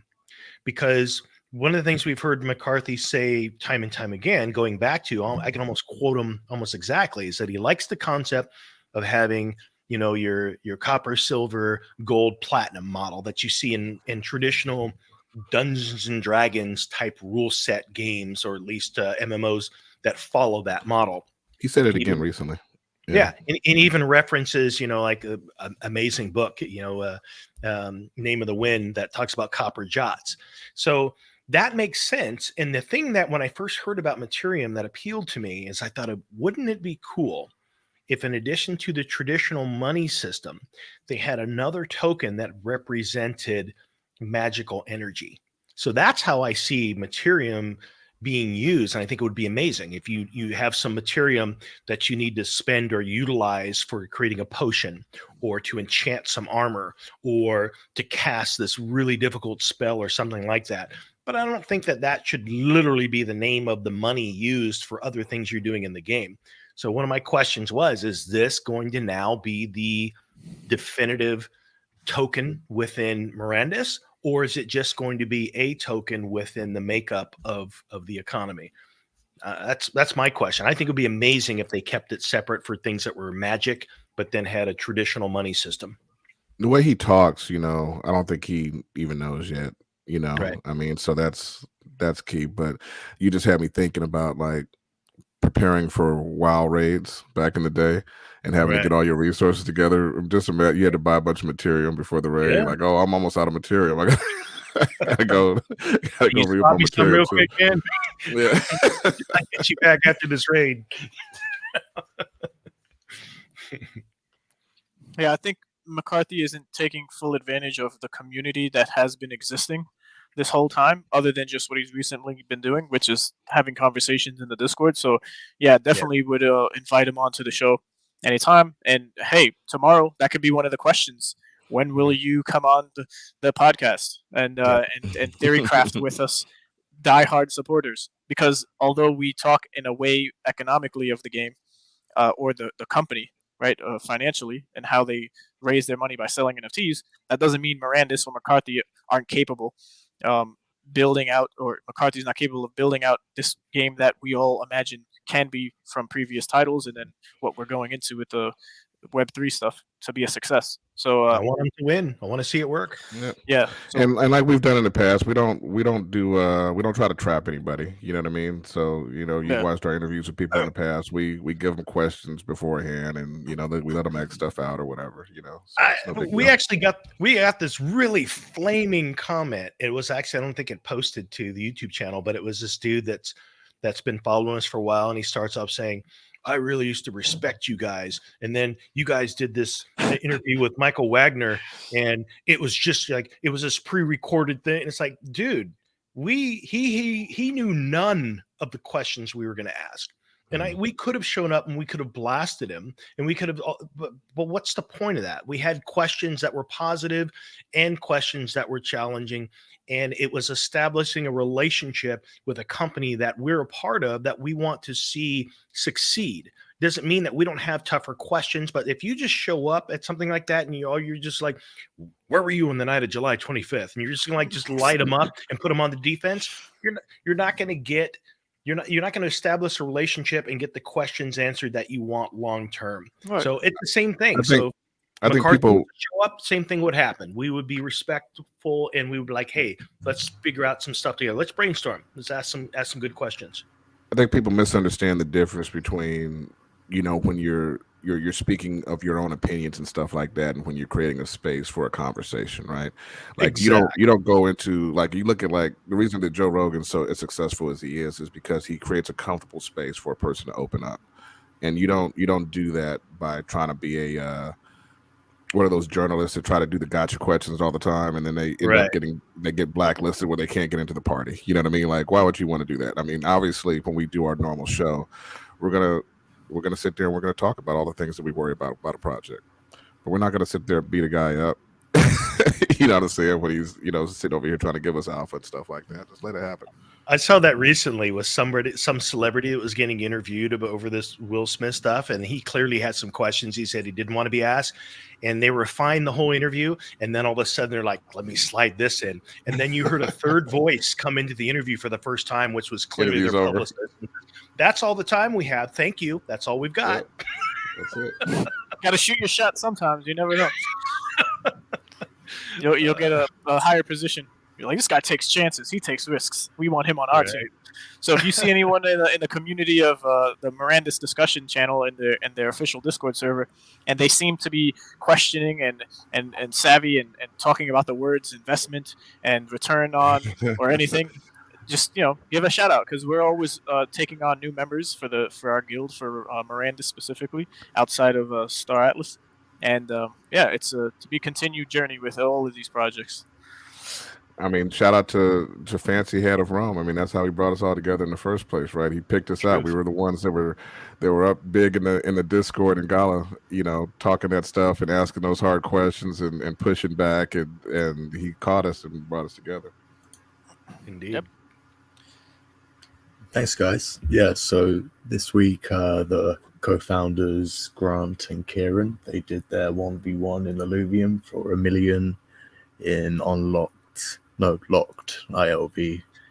And they really broke down the gameplay in a way they haven't done before, which I thought was quite interesting. So we're going to listen to an excerpt from that. Over systems and to show everyone details. So, Aaron, this is what everybody's looking at when they jump into the battle board and our interface here in survival mode. What should be a player's first considerations when you arrive on the battle board and you're thinking about your strategy?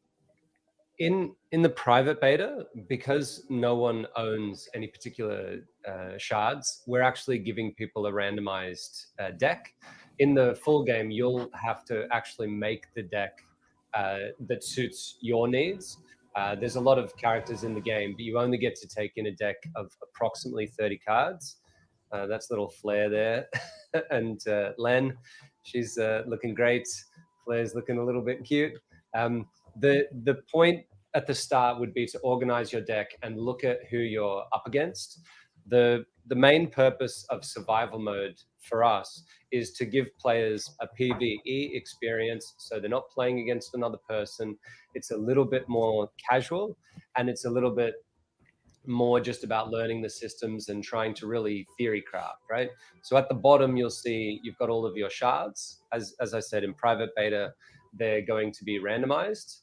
Underneath them, you've got your controls to filter through your different shards so that it can make it a little bit easier to find what you need. If you click on water, for example, anything that has at least the primary affinity of water will be in there. If you click on two of them, it'll show you, like the combination ones. Yeah, I've got water and earth going simultaneously. So if you're looking to combine multiple affinities into one, maybe to find some sort of composite, for example, you can click multiple at the same time to do that. For example, if we clicked water and fire, that would help us find steam, right? Yeah, exactly right. So it'll show you water, fire, and steam when you have that. And then you could filter out further by clicking on the 3 dots underneath there, which represents the stage. And that would only bring up the things that match those, but are stage 3. Stage 3 is obviously the highest level that our characters can get to. It's their final fusion. The way that our game works is in the overworld, you'll capture the alluvials. And if you have 3 of the same alluvial, you'll be able to fuse them together to make the next stage. If you get 3 of that stage 2, you'll be able to fuse them together to get a stage 3, which is like their final form. There's a few little intricacies with that I'm not going to go into today. We want there to be a few surprises for the player base, but that's a basic understanding of how you should select your deck. And just remember, when you go into survival mode, once we're out of the beta, the point is that you'll have to create your own deck and it'll have your own flair to it. So you might choose a deck that's very much water-based or very much Scion based. It's totally up to you. That's little Scarabug there, absolute cutie. The point of all of these. Yeah, man, that was very informative. That was like a 3-minute excerpt from an hour video, and they faced off for $1 million. I would say that, to me at least, from when I look across the landscape of projects being developed, that Illuvium is leading the way in what a AAA game development can look like. From the start, and especially because we feel like we've been a part of the journey as we saw the artwork, and then now seeing this modeling of in-game play. It's really impressive to have watched their journey. I agree. Yeah, I want to get my hands on it, and it looks like it's really close. Mm-hmm. Looks good. Yep. And then the land sale, that's going to be a big seller. Yeah, I agree. They got a lot coming in the next couple of months, and that's all going to go back in towards the IOV ecosystem. So that'll be the thing. Will land be sold in IOV? Yeah, and I might be wrong, but I believe it might burn the tokens that are used, so it reduces supply. But dude, I love the tokenomics of IOV. I just really do. I've been pleased with it. I agree. So yeah, Ray, do you want to take the reins? Sure. Yeah, I got some tabs that I just wanted to run through. Some of these games that I'm interested in, that I'm involved in, and looking forward to. Aside from Axie Infinity, which will just have 2 tabs on for now. Let me just share my screen, and if the connection gods will be in my corner today, then we will have a smooth going here. But yeah, just first up, the raise of 150 million within a week from one of the founders, Psych Out, was pretty promising, and we have all of these guys here. Let me just share my screen. And we can do one of these. So some key points here to take away just very briefly. The announcement of the 150 funding led by Binance, but participation also from Animoca, A16, Dialectic, and Paradigm. So the round combined Sky Mavis balance sheets funds with the use to ensure that all users affected by the Ronin chain will be reimbursed. The Ronin network bridge will open once it has undergone a security upgrade and several audits, which can take several weeks. And then Sky Mavis is in the process of implementing rigorous internal security measures to prevent further attacks. So, like we talked about it earlier and then there's a whole bunch of information here that you can get into if you are invested in One No More and you didn't know that this was the Substack. But again, this was a fundraise. It's not a charitable donation. Those contributing funds have expectations. Right. So whether they were tokens or equity in the company, yet to be known.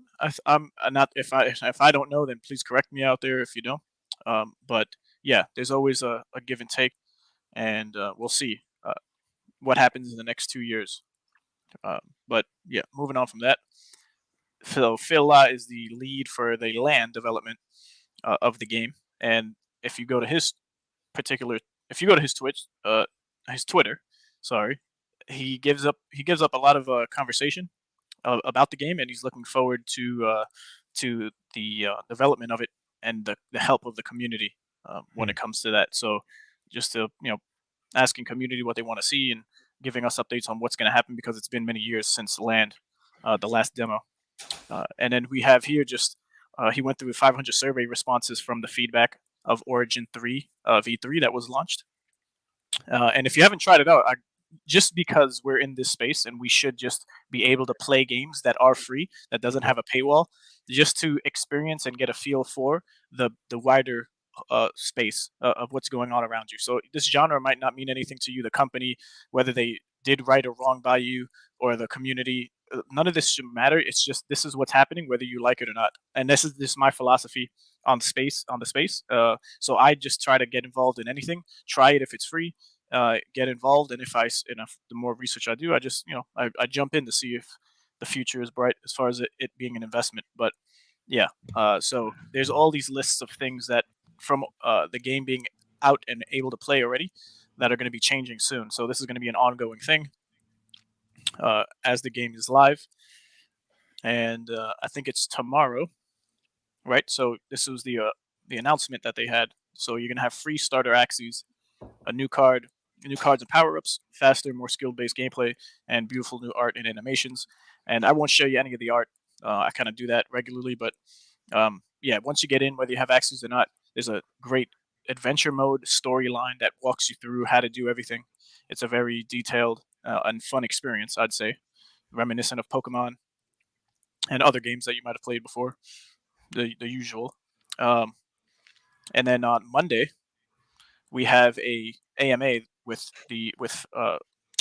Phil Law, and he's going to talk about land specifically. So this is going to be one of the AMAs, first AMA that we had live for anything land, plague, and related. So I look forward to that. And yeah, if you're interested in that, there'll be an announcement in our Discord ourselves, and also in the Axie Infinity ones. Check them out on Twitter.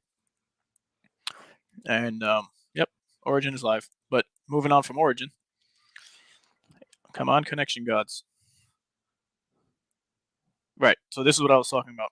Out of order as far as tabs, but on the 11th, the game product lead, we're gonna have updates on land. So that's gonna be at 1 p.m. Eastern Standard Time on their Twitch. So you could check that out. Learn more about land if you have any, or are interested in getting involved. But yeah, there's another game that I'm particularly fond of, and it's Heroes of Mavia. So Fancy, if you want to cue that video up, they came out with a trailer, a gameplay trailer, not a gameplay trailer, sorry, a just game trailer, and we're gonna play it here for you now.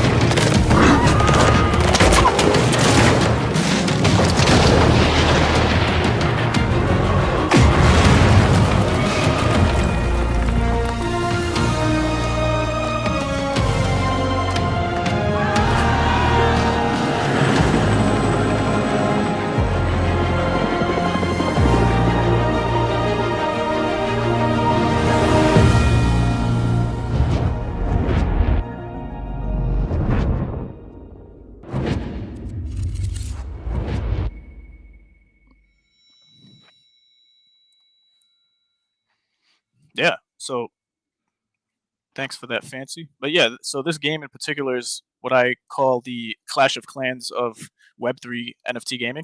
So they're literally building out that particular game, but in Web3. So if let me reshare my screen here, and if you join their Discord, they'll in their Sneak Peeks channel, which is public, you're able to see constant updates on what they're doing and how it's all going to look.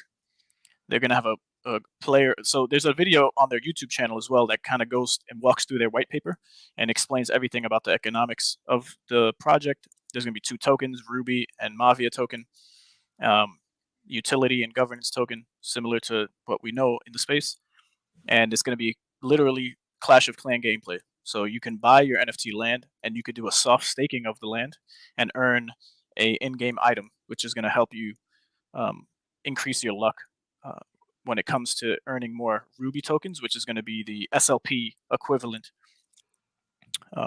So yeah, definitely check them out. This is a project that I've gotten land on the secondary market, and yep, it's looking promising.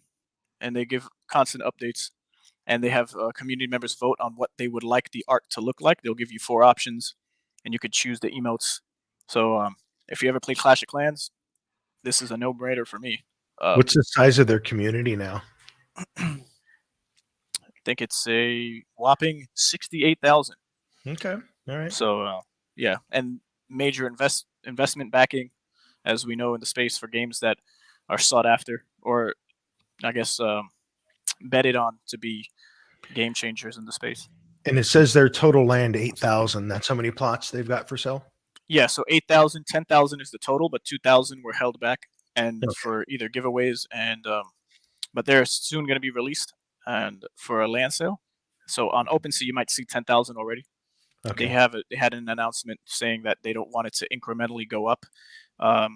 So it makes it seem that the total is being diluted for people who don't know what's going on, and then make the project look like they're just selling land infinitely, not knowing that 10K is the cap. So yeah, it's been some time they were getting this trailer together. Is there any understanding of the economics within the game? Because from on the surface, without knowing too much, and I wasn't a Clash of Clans player, but just based on what I've seen thus far, it looks like they've done a really good job of modeling the fun to play side of it. So how do you see the play to earn weaving into that? And do you think they'll do well with it? Obviously you own land, so you're confident, you're bullish on the project. But how do you see that weaving in? Do you feel like they have a pretty good strategy for the play to earn side? Yeah, I do. It's been a while since I touched up on the tokenomics exactly, but what had me bullish in the beginning, which was not so long ago, which is again the video I'd suggest everyone watching on their YouTube channel, which walks through exactly how the tokenomics work. Is that you're gonna be able to play and rent. You could, okay, of course, you're gonna be able to rent your land out and do the split. And if you have any experience in Clash of Clans via your Google account, you can transfer that over to not gain any advantage in Heroes of Mavia, but it would show the reputation of you playing in Clash of Clans. So you would be, I guess, a person to consider as a guild member, and then someone who just doesn't have any reputation from an outside game like Clash of Clans. So I thought that was pretty neat, and it's all going to be in-house. But as far as the tokenomics are concerned, when you win, you earn Ruby, right? And you're going to be able to buy heroes with the Ruby, which are going to help you defend your land. So if you're AFK away from your computer or your phone, and your land gets attacked, as we know in Clash of Clans, it happens all the time. And you come in, you have to use your oil and your gold to replenish your weapons and your walls. If you successfully defended, you will earn Ruby, and that's going to be a constant ongoing thing. So I see it being a fruitful economy as far as what you're buying with Ruby from earning it from attacking, and then also defending, and then using those funds to either cash out. And so yeah, I'm not the expert on the tokenomics in the sense, I guess, to explain it exactly the way that I heard it, which gave me the confidence. It's a great loop that is that's stronger than other projects that I've seen when I've heard them talk about it on YouTube channel AMAs or via reading it in the white paper. Yeah, the aesthetics of gameplay looks stellar. Looks pretty cool. Yeah, so it's just something on the radar that I kind of wanted to touch on in this show, because it's coming. So this year they're gonna have the closed beta. If you have a land, you'll be able to play, and then they're gonna slowly open that up and for the masses.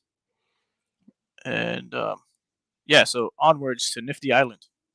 So Nifty Island is another project that I've been involved in for a while now, and they're interesting in the sense that the land is scarce, and what I mean by that is that you'll have an island for free. Right? You don't have to buy anything with land. The only NFTs that they ever had and given away were the palms, so palm tree NFTs, the pistols that were generated and given away for those to mint who own the palm, and then the blades. So there's an actual sword, which you can probably see here, the Ultra Blade drop. So all of these were dropped or claimed from being in the community and either being a strong community member or taking part in challenges. And what's interesting about this is that the island token, which hasn't come out yet, will be earned by how much foot traffic you bring onto your island. So this I'm seeing it having mass appeal to a lot of projects. Snoop Dogg could be one of them, right? Where you'll be able to Minecraft style build your island. And let me show you here. There's like a neat little video that I had that community members have already started building on with their early access. So it goes pretty fast, but you could walk through, and there's a photo up on the top left of what was built in the game and what was meant to be. So here we have like a Super Smash Brothers, one of the maps for Super Smash Brothers. And I'm not sure, but my wife told me she knew that one. That was a thin man back there. Yeah. And then we have the Death Star of people's mock-ups of what it was, and here we have like a Plant versus Zombies, and this is the Mario Kart, the infamous one that we all know and love. And then the Mario Kart 64, I believe, and this I guess that was Monster Hunter. And then we have a Pac-Man map, simple Minecraft. So let me get out of here. And yeah, so it's a project that's continually being built on. The newest patch that happened just the other day is was interesting because it kind of gave me Miranda's vibes. This looks almost exactly as Miranda's, and if it's on Unity, then I guess that might be the reason.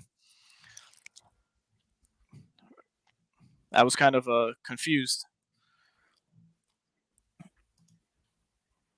So these are all going to be items that you're able to use in the inventory that's given to you to build with. They have color blocks, they have stairs, they have roofs, they have poles, they have lamps, they have beds, right? So if you all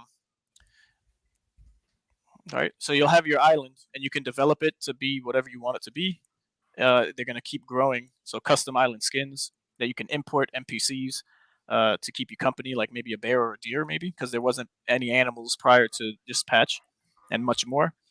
Yeah, it's a, I would say, underrated type of project, even though it's gaining a lot of traction in in different spaces of Web3 gaming, because it's not technically a game. They will have games. So I was recently on a stream with Joe, one of the founders and one of the community mods, and we were just a build and chill session, and it was pretty interesting, as I've been in the community for a while, and I just see it working, and it brings up this argument of where, why is everyone buying scarce plots of land in the metaverse when it should be infinite, right? Why not have infinite amount of land where anyone could just start getting involved and then benefiting in a different way than buying it and maybe staking it or flipping it? Because now it encourages people who are interested in seeing the potential in that way to hang around and develop their island to be a success, like an actual business, right? You see a vacant corner store and you want to open up a business, like you have to put in some work. Yeah, you have to, I guess, pay rent, but you wouldn't have to do this here. So there was a community member, shout out to D-Boss, who built the first Axie Infinity with color blocks on my island. You could give permissions for people to help build. And what's interesting, you could also put up your NFTs and shop, not via the game yet, but they're going to onboard Solana wallet addresses as well as maybe Polygon NFTs. So you're going to be able to build more or less whatever you want, and there could be museums of your NFTs. It's pretty interesting and it's fun because you can have meetings with your friends. Again, you can have your mic on, you can be running around. There's a lot of jumping type of obstacle courses that people make. So the sky's the limit with what I think this game is going to be. And I call it a game because they will have games. This is just building out the whole infrastructure, but it's more tending towards builders and artists at the moment. So I've played it in our Rome Discord once or twice, and I shared my screen. So let me know if you guys are more interested, and I'll show you what the game looks like, or maybe on another day. But yeah, check out their Twitter. It always goes a long way going there. And here's their roadmap. You could check them out. And here we have a 3D party avatar support. All right. So earlier I was talking about how if you own NFTs, you're going to be able to use those NFTs in different games and use them as your avatar. So I think that's one of the most interesting things, other than just having a token, buying or not selling land, as we all are used to in the space. They'll have a social web app launch. They're going to have and then play to earn, essentially. That's last. And I like the fact that they're not having a token right away. A lot of these NFT gaming companies or projects, they don't necessarily need a token right away. They could build a game that's fun and appeal to NFT crypto people, right, or involved in that are involved in the space. But it's not necessary so much anymore. It was more of a trend that everybody, I think, was getting on board with, and they could always implement tokenomics that are fleshed out and thought through at some point after the game is already playable and fun, which should be the main focus with a lot of these games. But that's just my opinion. But yeah, on to the next project that I'm interested in and also invested in is Genopets.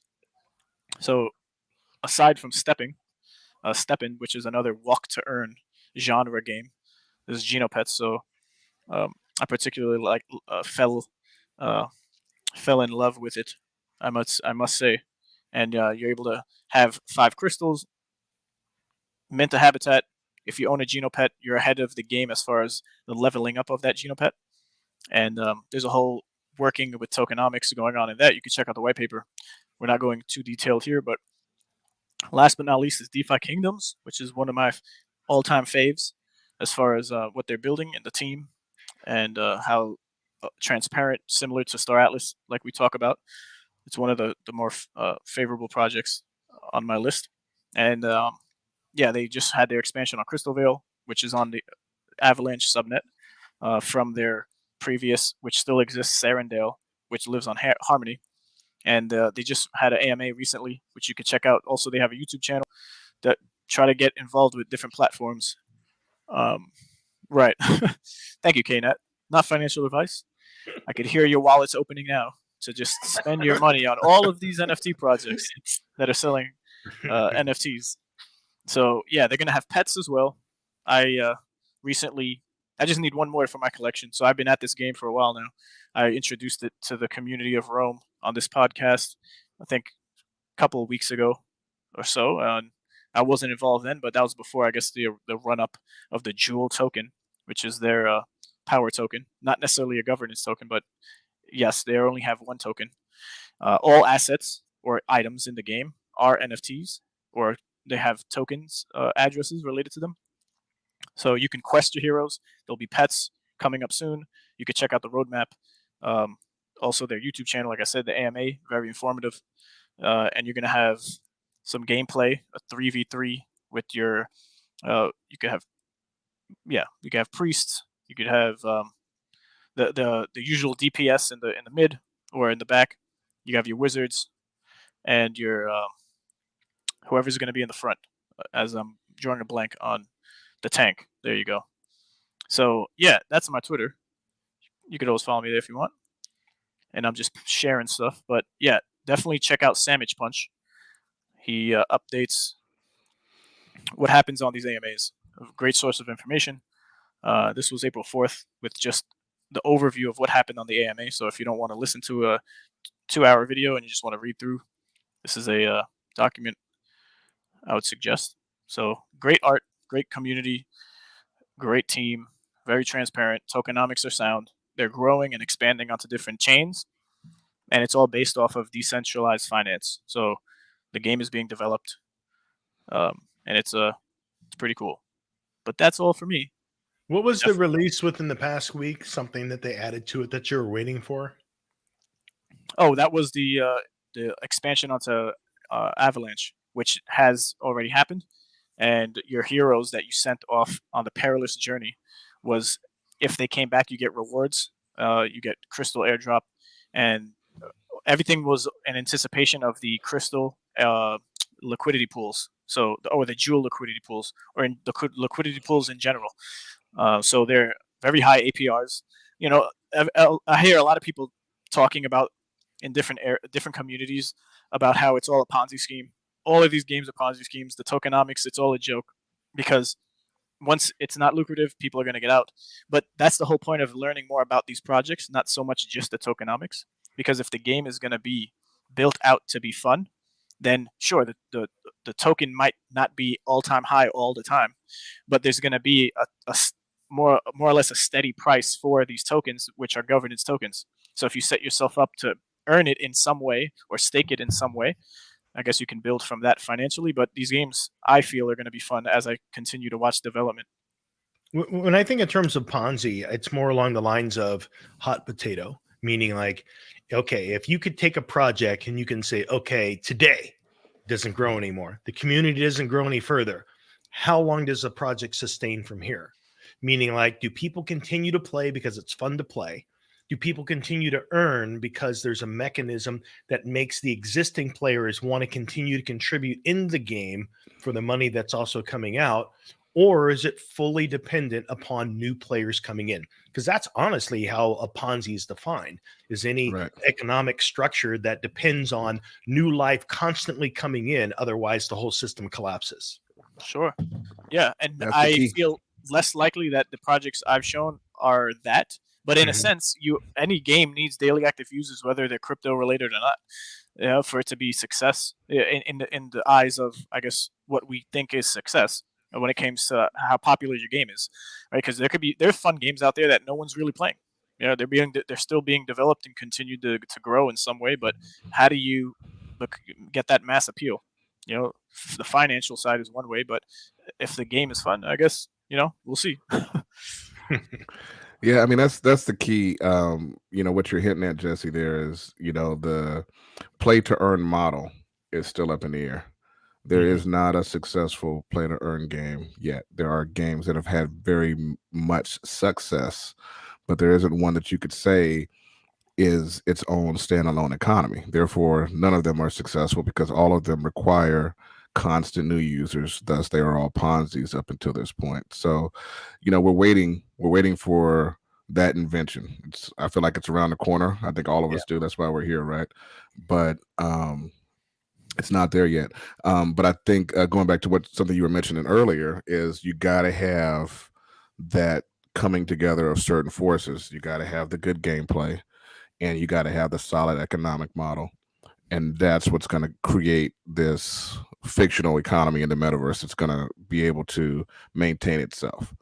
And so, we're looking for it out here, roaming the metaverse. We're looking for it. And I think we're going to find one eventually. One of the things that I always thought was cool in some of the, whether it was Warcraft or some of the other MMORPGs like that, is when you started to take notice of someone that was crafting the same stuff. Like if you were buying leather goods or buying potions, like, man, this person devotes a lot of time. I personally think it's going to be a cool day where you ask somebody what they do and like, no, I like fish for rare fish on this one particular river in this one metaverse game. And the dude is actually able to have fun doing it and creates enough value that people need his goods and services. And that's an interesting contribution on his part. And that go ahead, a stable economy will allow that if it's done right.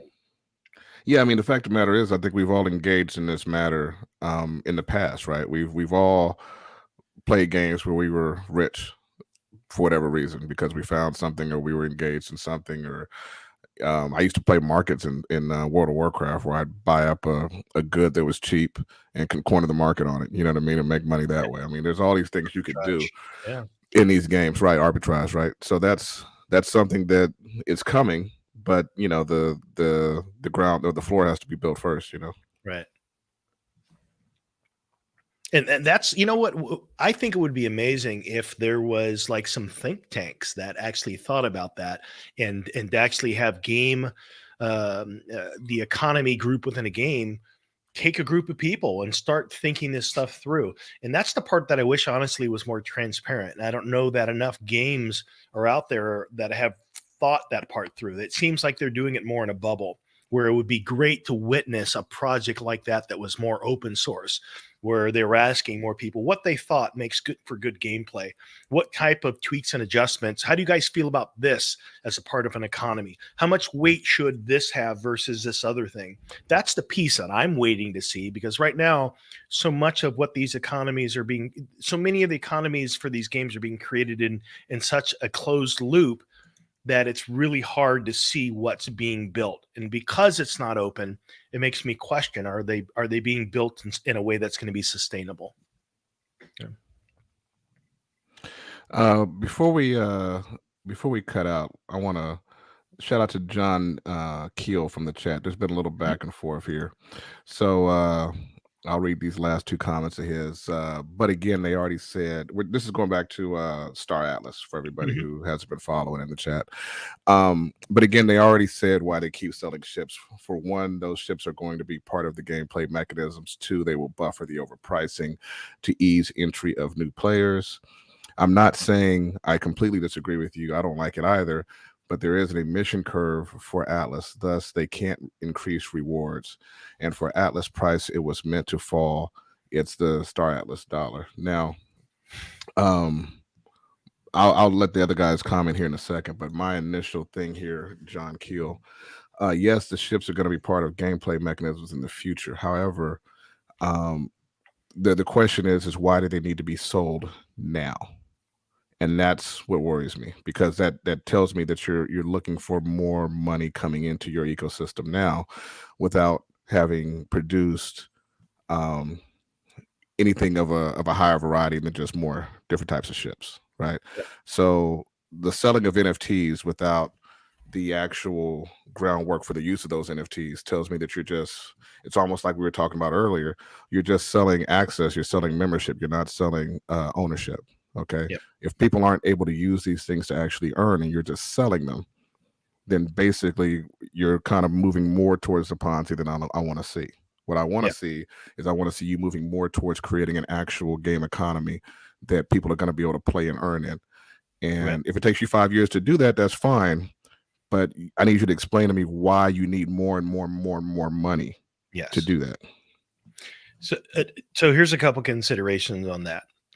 One is when the whole idea of ships and why the ship reward couldn't be adjusted, there was a couple things that came up. And Wagner said that, one, we sold way more ships than we ever thought we were going to sell. Well, that's great news. The second thing is the people are staking far more ships than we thought they were going to stake. Okay, so you didn't have that built into your economic structure. So now this is something that's blindsided you, which means you no longer have the emissions to pay out as where you thought that was your lever that you could adjust. So that's one. Then you want to sell new ships, which is going to put more pressure on the reward system. So why would you do that? And two, people have heard that, well, we're going to keep selling ships because we want to continue to raise capital. Well, if you watch the interview that we did with Wagner, he said clearly that they have more assets than they can deploy right now. So if you have more assets than you can deploy, why wouldn't you be deploying these assets into marketing, which grows your community, which means you have more people to sell to for these new ships? But even in doing so, where are these emissions going to come from? If you already taxed your emissions, if you're already at cap, new ship sales just puts more pressure on that. So these are the kind of questions, and I'm not saying they don't have legitimate answers. I'm just saying the answers given thus far just don't necessarily add up to me. That doesn't mean I know what the hell I'm talking about. I'm just saying they don't make sense to me thus far.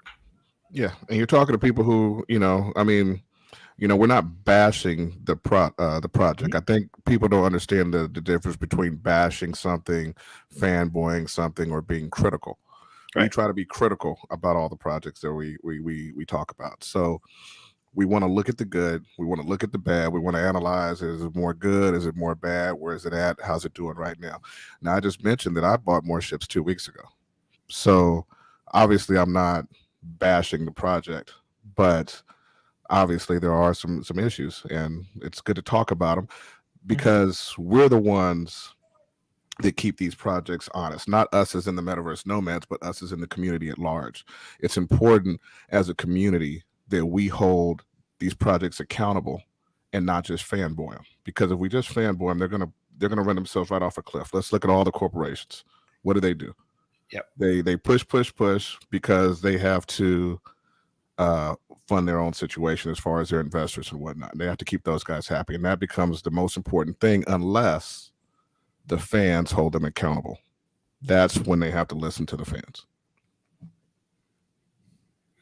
And it is, like you said, critical questions, because that's not saying what a project is doing is wrong. It's like, this doesn't make sense to me, and I represent probably a lot of other folks in the community, so therefore help me understand where I'm confused here, because this doesn't add up. That's kind of where I'm coming from with it. So, yeah. Yeah, Chris, that's what I've been doing. I've been getting them at a discount later. It's been working out. Not gonna lie. All right. Well, at least you can do things with the ships. A lot of other assets that we might get involved with for other projects, you can't do anything. You're not airdropped anything. You can't stake anything. You can't earn anything. It's just you can only flip it. Yeah, it's actually kind of earned. It's kind of grown on me. It kind of seemed kind of weird at first, but checking on my ships every day has actually started to, I don't know, it's something I kind of enjoy for some weird reason. I guess just watch my little Atlas numbers go up, and then I get to do my little, swap to whatever else, Yeah. I'm actually looking forward to the point in time where all of a sudden people can create some of those resources, and that's how you begin to start to seed the economy. So who knows? You might have the means to go and mine a asteroid or something, and all of a sudden you can start producing a fuel source, or you're someone that's creating toolkits, or you're at the ammo factory, and now all of a sudden you have a marketplace for the things you're creating. So all of those things are exciting, and I love the project, and I love what Star Atlas represents. I love the core team and all the things you're doing, but these are still, again, critical questions that are appropriate to ask, because I think it makes a project stronger when people are asking good questions. So. Agreed. I'm right with you there, Gris. I got my little uni bombers. They're adding up there, buddy. We might be able to take something out here soon. We'll see. All right. So anybody wanted to wrap us up? Is it that time? It is that time, man. 2.5 hours in. Always good, man. We got a good handful of people still here with us. And by the way, I know I keep saying this at the end of every episode, but I think at some point, maybe we'll do this before next week. I want to create like a third-party poll, because I want to hear from you guys and like the projects that you're into. Like, what is the stuff that's on your radar? Or even if it's just like, hey, you know what? Not too much. I show up and I watch this show here, and this is what's on my radar. That's cool too. And so glad we can help with that. But for those of you that are also have your ear to the ground and doing stuff, I'd love to find out what you guys are into, what you think of the metaverse as a whole. What projects excite you and all that good stuff. So with that, for me, that's all I've got to add. You guys got anything else? Any final closing thoughts? Thanks for watching, everyone. Yeah. So I just want to say we appreciate you guys coming on, sharing the content, spending your time with us. Just make sure and like and subscribe, because it goes a long way. But also outside of that, join the Rome Discord. Go Rome.io, and you can take part in conversation there for whatever games we have that are listed. Get into a community, whether it's ours or someone else's, where you can be exposed to more of this type of conversation. It'll help you long term. Not financial advice. Good point there, Ray. Shout out to the Rome Discord. I know personally I share there long before I share anything here. So shout out to that. And as far as where I'm at, it's 12:40 in California right now. And I'm going to say good morning, because we're all so early to the metaverse. We're all going to make it if you're here. Indeed. And with that, we're gonna go out again on one of our Rome Guildies created songs, Atlas Minor. And with all this song inspiration, I'm gonna have to get to work on my own entry. And we'll see you guys same time next week here, Sundays, as we are always. Peace out. Atlas Minor, you were born to push the block in search of ore. Now it's time that you are gone, so farewell, Atlas Minor. And farewell, Mud and ONI too. Who's the sector same to you? The pirate bastards ran him through, so farewell, Atlas Minor. They promised you a diamond mine, but I'll be damned, it's hard to find. I hope there's justice for their crimes, and farewell, Atlas Minor. And farewell, friend, don't take it hard. Getting killed ain't all that bad. They'll treat you well in the repair yard, so farewell, Atlas Minor.